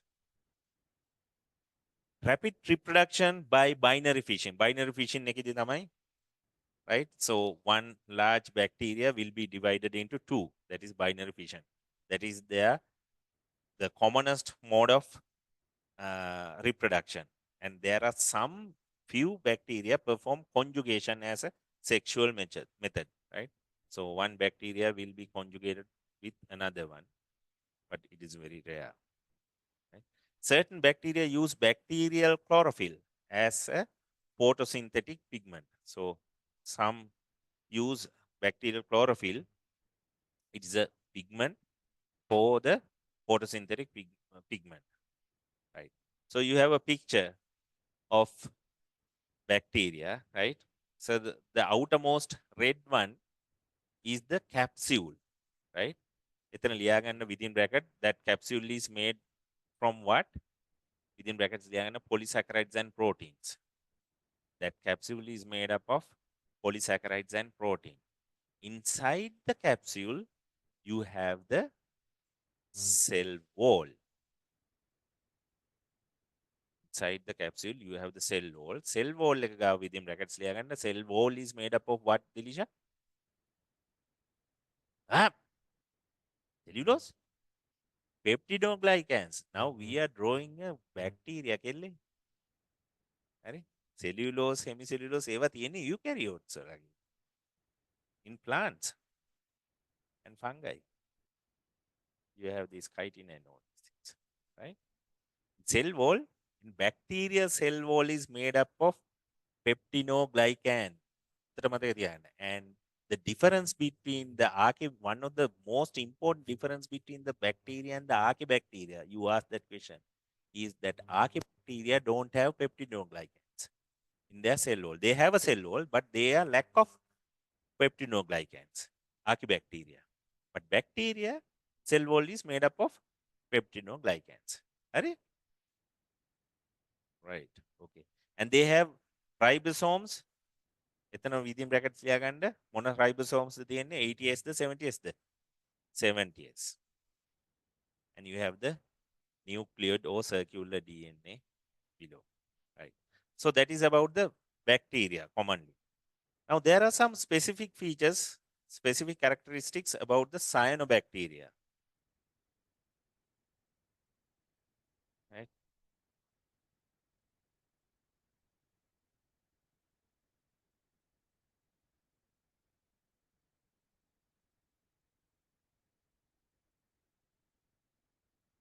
About cyanobacteria.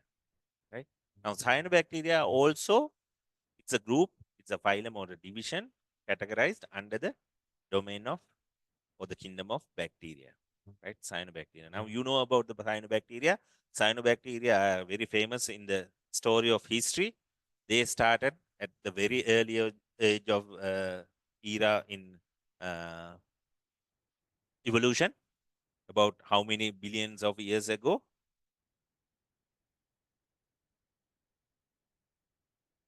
Very good, very good. 2.7 billion years ago, they started the photosynthesis, right? So, key characteristics of cyanobacteria, are they eukaryotic or prokaryotic? Prokaryotic. They are prokaryotes, right? And the difference, the specific feature is they are prokaryotic, but they are photosynthetic. Right? They are the people who start the photosynthesis very first on this earth, right? So they are photosynthetic. And most of them are unicellular and oxygen generating and solitary.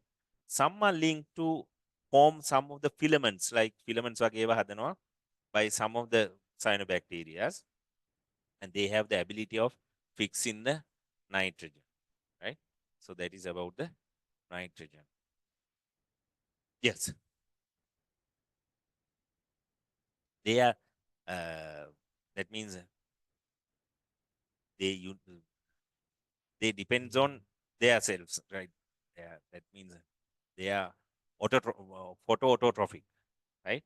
So they photosynthesize, they release oxygen to the environment, and they supply their requirement of they fulfill their requirement of energy and carbon both by themselves, right? So they are independent, right? They are independent. Right. So then that is about the domain bacteria, right? Bacteria and cyanobacteria, both of them are categorized in the domain of bacteria, right? The next domain is archaea. Next domain is domain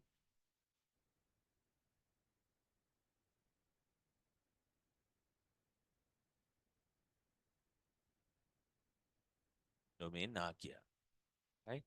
And what are the features of domain archaea?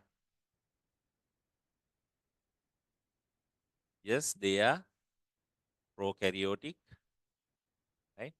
Like in bacteria, and they are unicellular. In bacteria, some are colonized, and cyanobacteria, some are joined to make some mesh-like things and filaments. But in archaea, all of them are unicellular and prokaryotic. And their cell walls are made up of proteins and polysaccharides,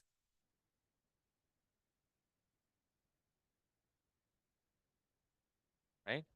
They are lack of peptidoglycans, right? And the size is about 0.5 to 5 micrometers. And the important thing, they include extreme halophiles. They includes extreme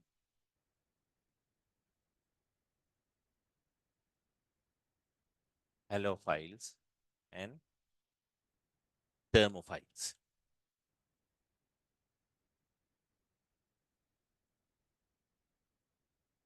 Extreme halophiles and thermophiles කියලා කියන්නේ පුතේ? Halophiles කියන්නේ they are living the organisms who lives in extremely salty environment. Salty.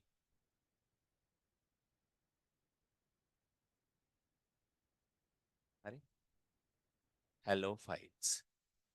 Thermophiles කියලා කියන්නේ they are living in extremely hot environments.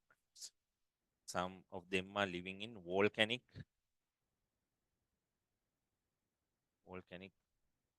springs which have very high temperature. ඒ වගේ තියෙනවා, right? So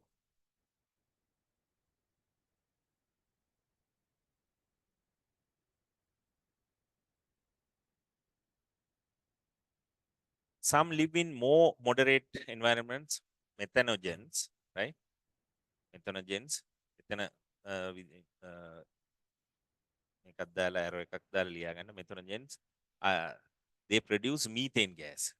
Produce methane gas.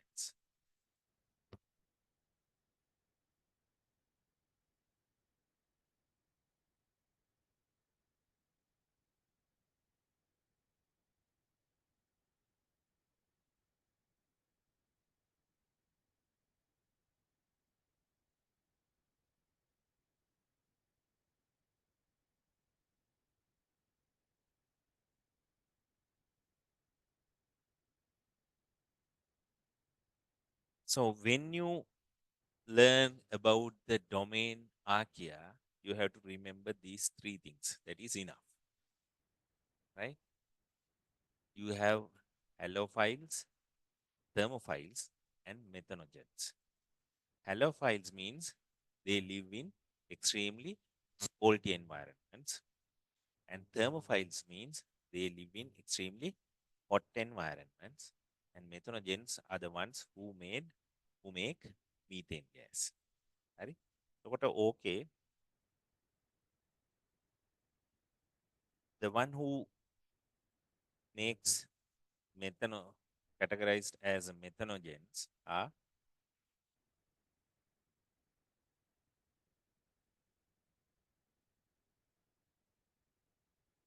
methanococcus, right? And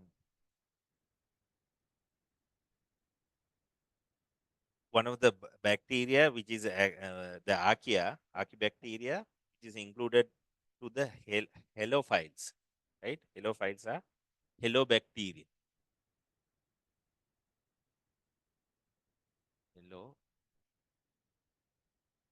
Halobacterium. And thermophiles, thermococcus.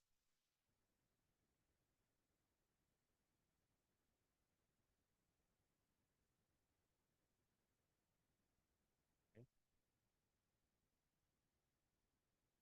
So if you can remember those three, that is enough for the domain archaea. Right? Domain archaea ke මේවා තමයි මේවා, right?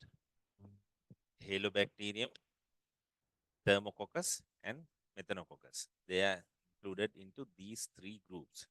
ඔය MCQ වල සමහරට එකක් අහන්න පුළුවන්. ඔය දාලා patterns දාලා, which is not now which of the following have an organism in archaea, domain archaea? ඒ වගේ එකක් අහන්න. අහලා තියෙනවා. Right. So that is about the domain archaea.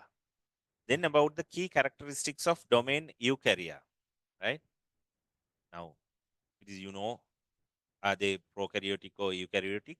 They are eukaryotic, and their cell size is larger than the bacteria and archaea, right? So their size is about 10 to 100 micrometers, right? Write it in brackets, right? 10 to 100 micrometers. The size is very large compared to prokaryotes. And most of them are multicellular, right? So archaea are unicellular. Bacteria are most commonly unicellular, very rarely colonized. But eukarya, they are most commonly, they are multicellular. And their habitats are diverse. They live in sea, live in air, live in land, and anywhere. And they are diverse in nutrition. Some are autotrophs, some are heterotrophs. So there is a huge diversity in nutrition. And mostly aerobes. Most of them are aerobes. Very rarely you can find anaerobes like yeast. Right? Most of them exhibit sexual production, sexual reproduction. And only some protists show asexual reproduction. Right. So that is about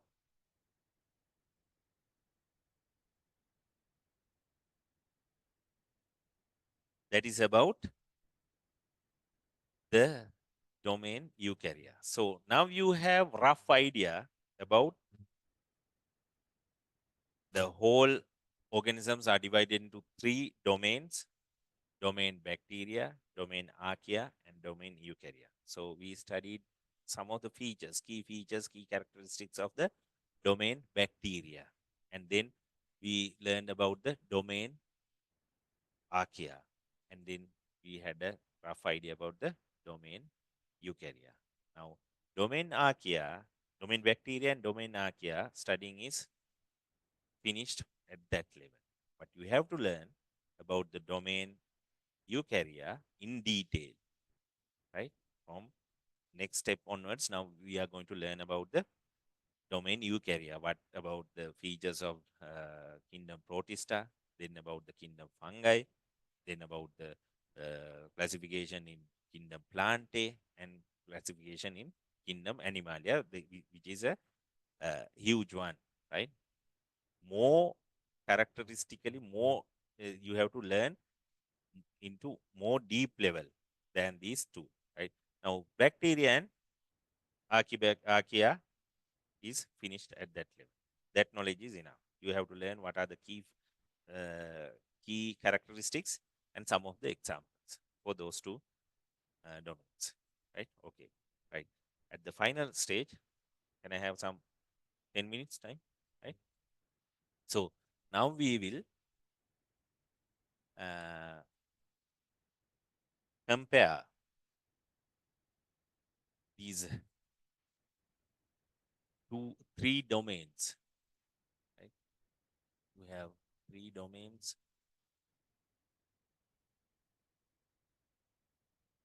What are those three domains?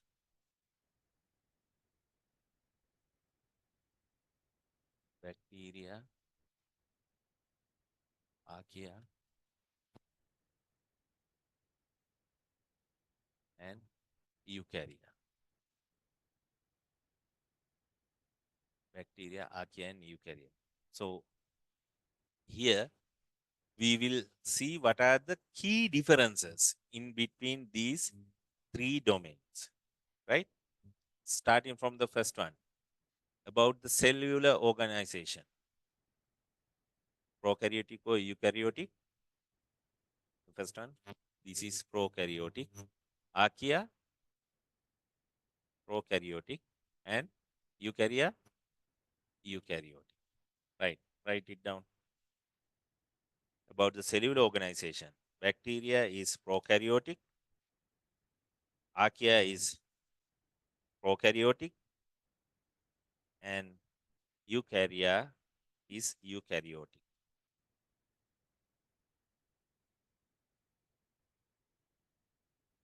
Right.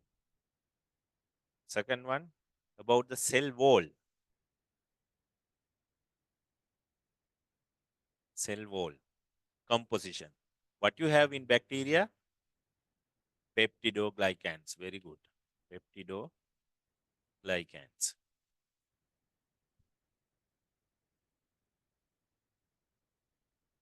In archaea, what you have? Protein and polysaccharides. Good. Protein and polysaccharides. And एक लिया गया lack of peptidoglycans. It is composed of protein and polysaccharide, and it is lack of peptidoglycans. Lack of peptidoglycans. And eukarya, what do you have? As cell wall components, cellulose, hemicellulose, pectin, and chitin. Those are the cell wall components that you have in eukaryotic cells.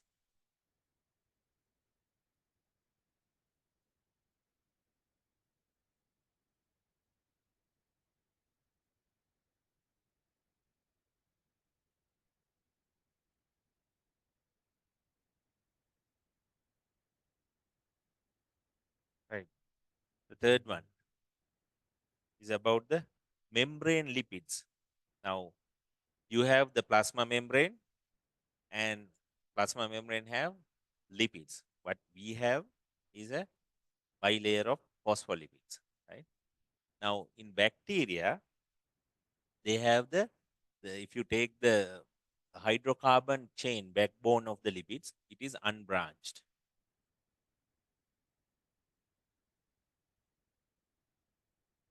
What about our one? Branched? Unbranched. We also have the unbranched hydrocarbon, unbranched, write it, unbranched hydrocarbon chain. Bacteria also have unbranched hydrocarbon chain.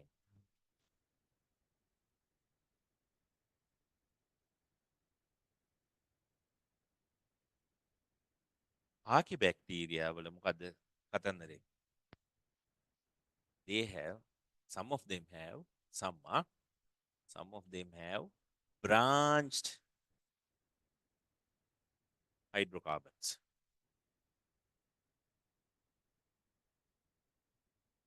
Some of them have branched hydrocarbons. That is again the difference between bacteria and archibacteria. Bacteria, in that case, the important thing is, in that case, bacteria looks like they are more close to us. But that is the only one. There is another point I will tell you, right? So in this case, bacteria has unbranched. We also have unbranched hydrocarbon chain, but archaea has branched hydrocarbons, right? So that is number 3. And then about the genetic composition, right? Genetic composition. So what do you think about the genetic composition of these things? That is 4. About the histones associated with DNA. Now, genetic material is there in either with DNA or RNA, right? Now, these DNA strands are organized and they are wind around histones and they form the chromatin. Right? This is how we have the DNA. Right? So this type of DNA do you have in bacteria? No, they don't have. They have a circular makeup විතරයි තියෙන්නේ. අපේ වගේ strands නැහැ. So ඒ නිසා strands නැත්තම් anyway they don't have this histone and winding up. So right? This is absent. What about us? Yes, we have present. What about the archaea? Some of them are having these DNA strands which are wind around the histones, right? Some of them have. Can you remember that? Why you have now? Can you understand? Right? Why they have categorized a different domain called archaea? There are some differences between them. They never have the chromatins, but some of them are having. So they are in between the eukaryotes and the prokaryotes, but they are prokaryotic, but show some relative characteristics to the eukaryotes, right? So that is about the histone associated with DNA. About the circular chromosomes, what about the circular chromosomes?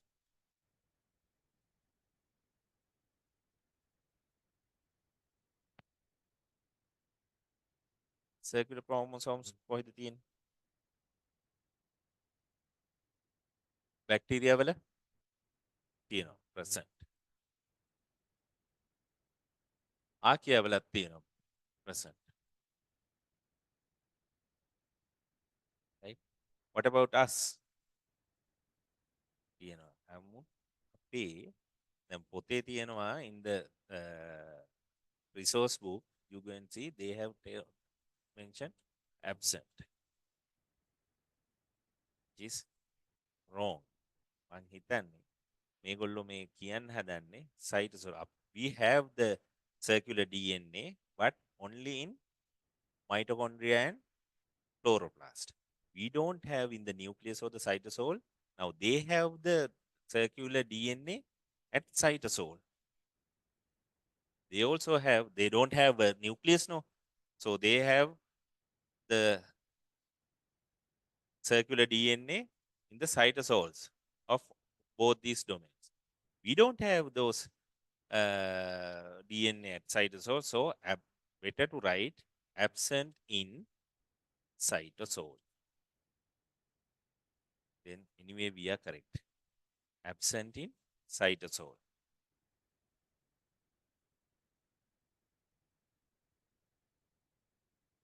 Absent in cytosol. That is about the circular chromosomes. Then about the introns. I told you that genes have exons and introns. Right? Now, introns are somewhat developed feature of the genes, right? So, introns, we now as eukaryotes, we have presenting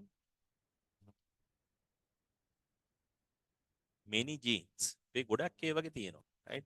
So the introns are very common in eukaryotes, present in many genes, right?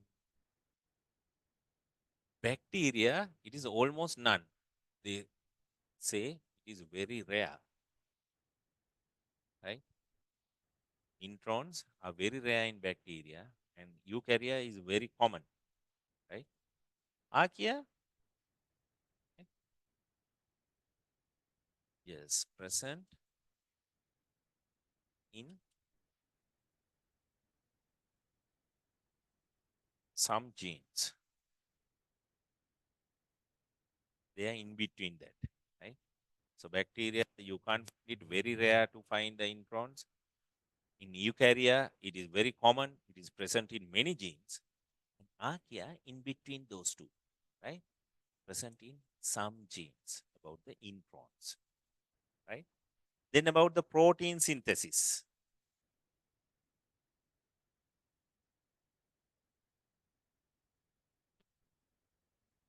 About the protein synthesis.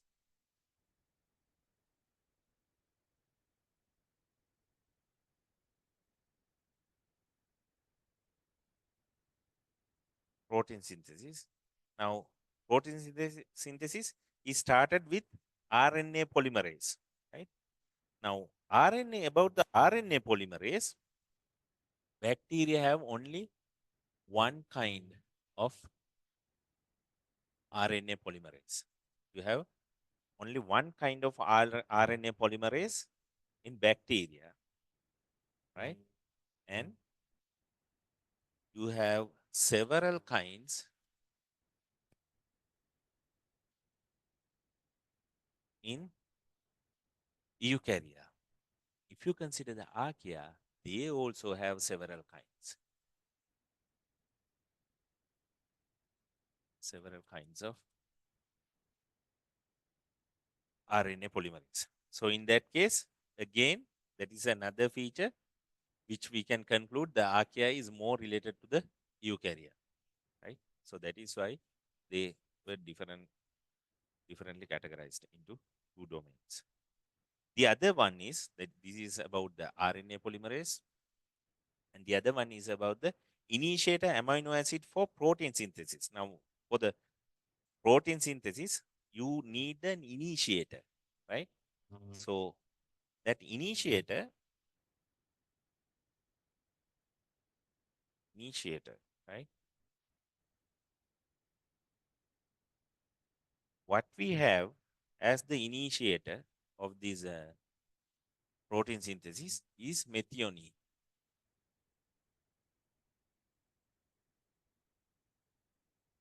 Right? Now, archaea also have the same chemical, methionine, as the initiator of protein synthesis, right? Initiator amino acid. This is the amino acid which start the protein synthesis, right? Now, for the bacteria, you have not the methionine, formyl, formyl methionine, somewhat different.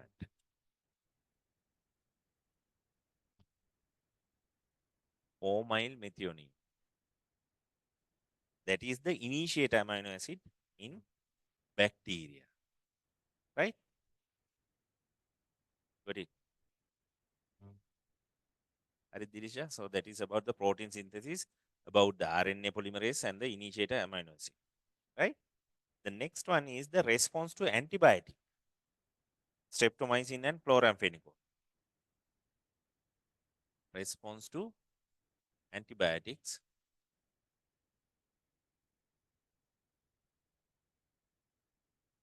chloramphenicol and streptomycin.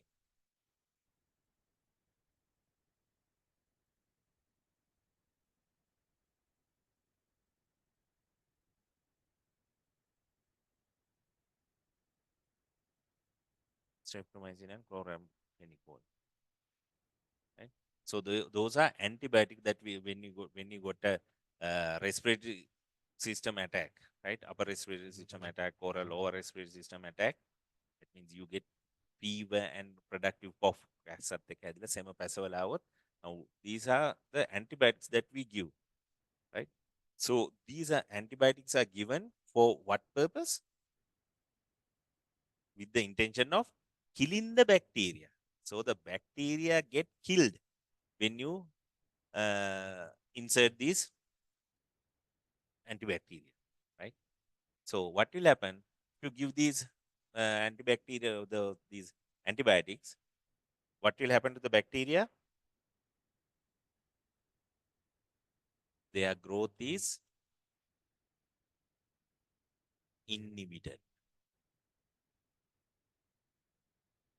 Their growth is inhibited, right? This, they get killed, right? Now eukarya api antibiotic biwai කියලා අපි මැරෙනවා. So our growth is not inhibited.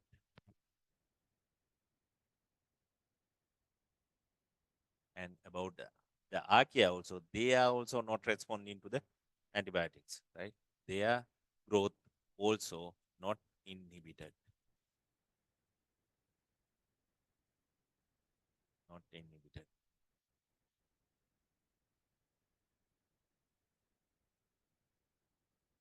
Okay. The next feature, whether they can grow in extreme hot conditions, right? So about the growth in a place with the same temperature is more than 100 Celsius, more than 100 Celsius, right? Can bacteria grow? No. No. Can we live? No, we can't. But the archaebacteria, yes.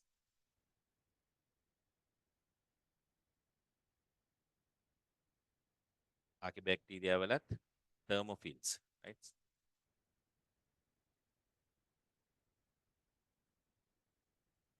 Thermophils, they can live, right? That is about the growth at higher temperature. Then about the habitats. Where do they live? Bacteria, archaea, and eukarya. Where do they live? About the habitats.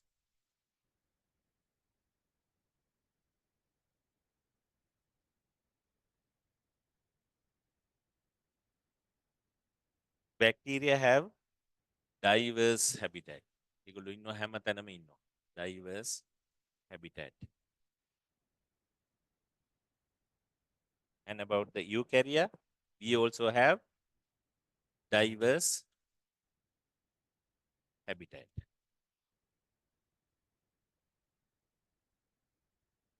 Bacteria has diverse habitat. Eukarya has diverse habitat. That means they are living each and everywhere. Now, Archaea, ඒගොල්ලොත් ඉන්නවද හැමතැන? No, they are living in extreme environmental conditions, extremely salty, extremely hot. ඒ වගේ තැන්වල තමයි ඉන්නේ. So they are living in extremely extreme environmental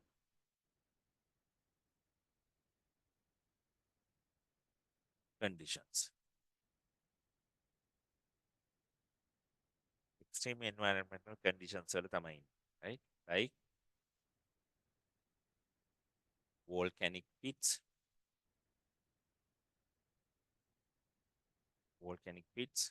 hot springs, උණු වතුර ලිං වගේ hot springs,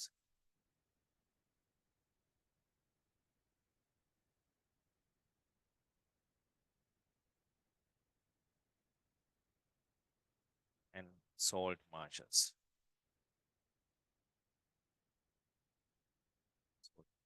ඔයගේ තැන්වල they can live. So bacteria, you take water, land, air, everywhere they live. Eukarya, again, they live each and everywhere. Very diverse habitat is there. But Archaea is living places where the bacteria and Eukarya cannot live. Right? Extreme environmental conditions they are going to live. Right? Okay. The last one is the examples for these things.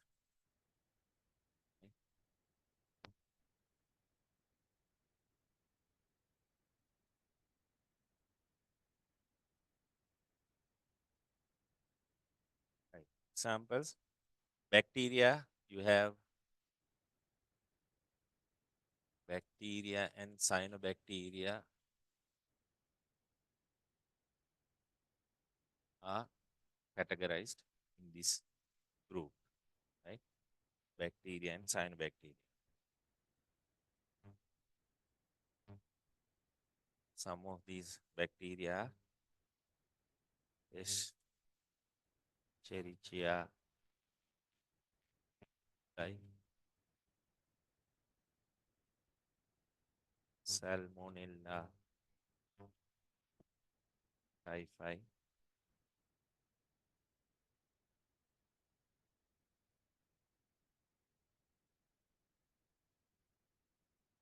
Escherichia coli.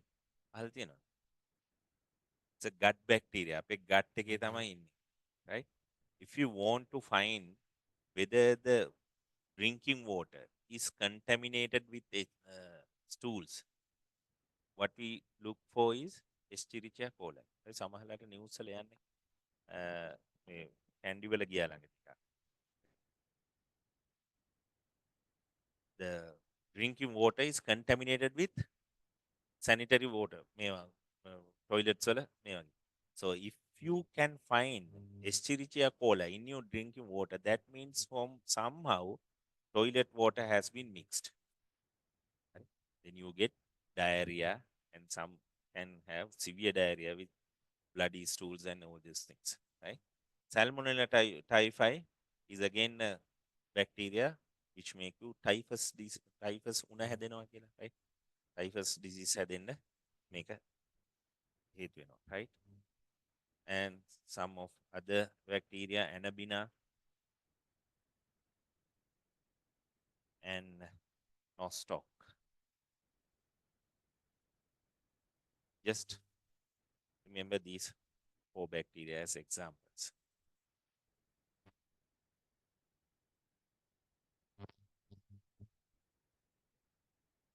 Right?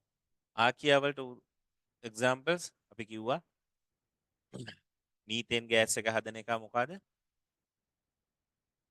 Methanococcus. And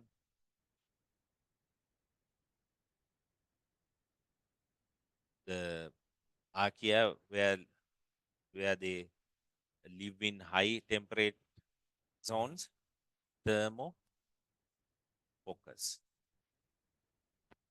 And the Archaea who lives in salty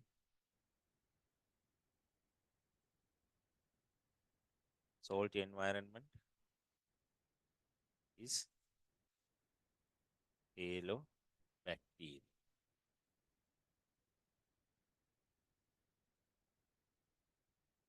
Methanococcus, thermococcus, and halobacteria. Right. So what are there in eukarya? You have all set of protists, all fungi is included, all the plants are included, and all the animals. So those are the examples for eukarya, right? So that is a comparison between main three domains of biology. What are those three main domains? Bacteria, archaea, and eukarya, right? Okay. So today we discussed about the first day we discussed about the evolution from the origin of earth up to the diversification of the eukaryotes, right? Then from today we started learning about the classification of these organisms into main groups, right? And we finished, you have three domains: domain bacteria, domain archaea, and domain eukarya. We finished domain bacteria and domain archaea, right? From next day onwards, we'll try to finish in 2 or 3 classes about the domain eukarya, right? So eukarya has four kingdoms. Kingdom protista is somewhat small area, and kingdom fungi larger than protista, and kingdom plantae larger than fungi, and kingdom animalia. Those are the two kingdoms which have a lot of divisions, phyla, and all these things. But you have to learn somewhat in detail about the all these three kingdoms: fungi, plantae, and animal. Right? Okay. Okay, then we'll finish it today. Right? Okay.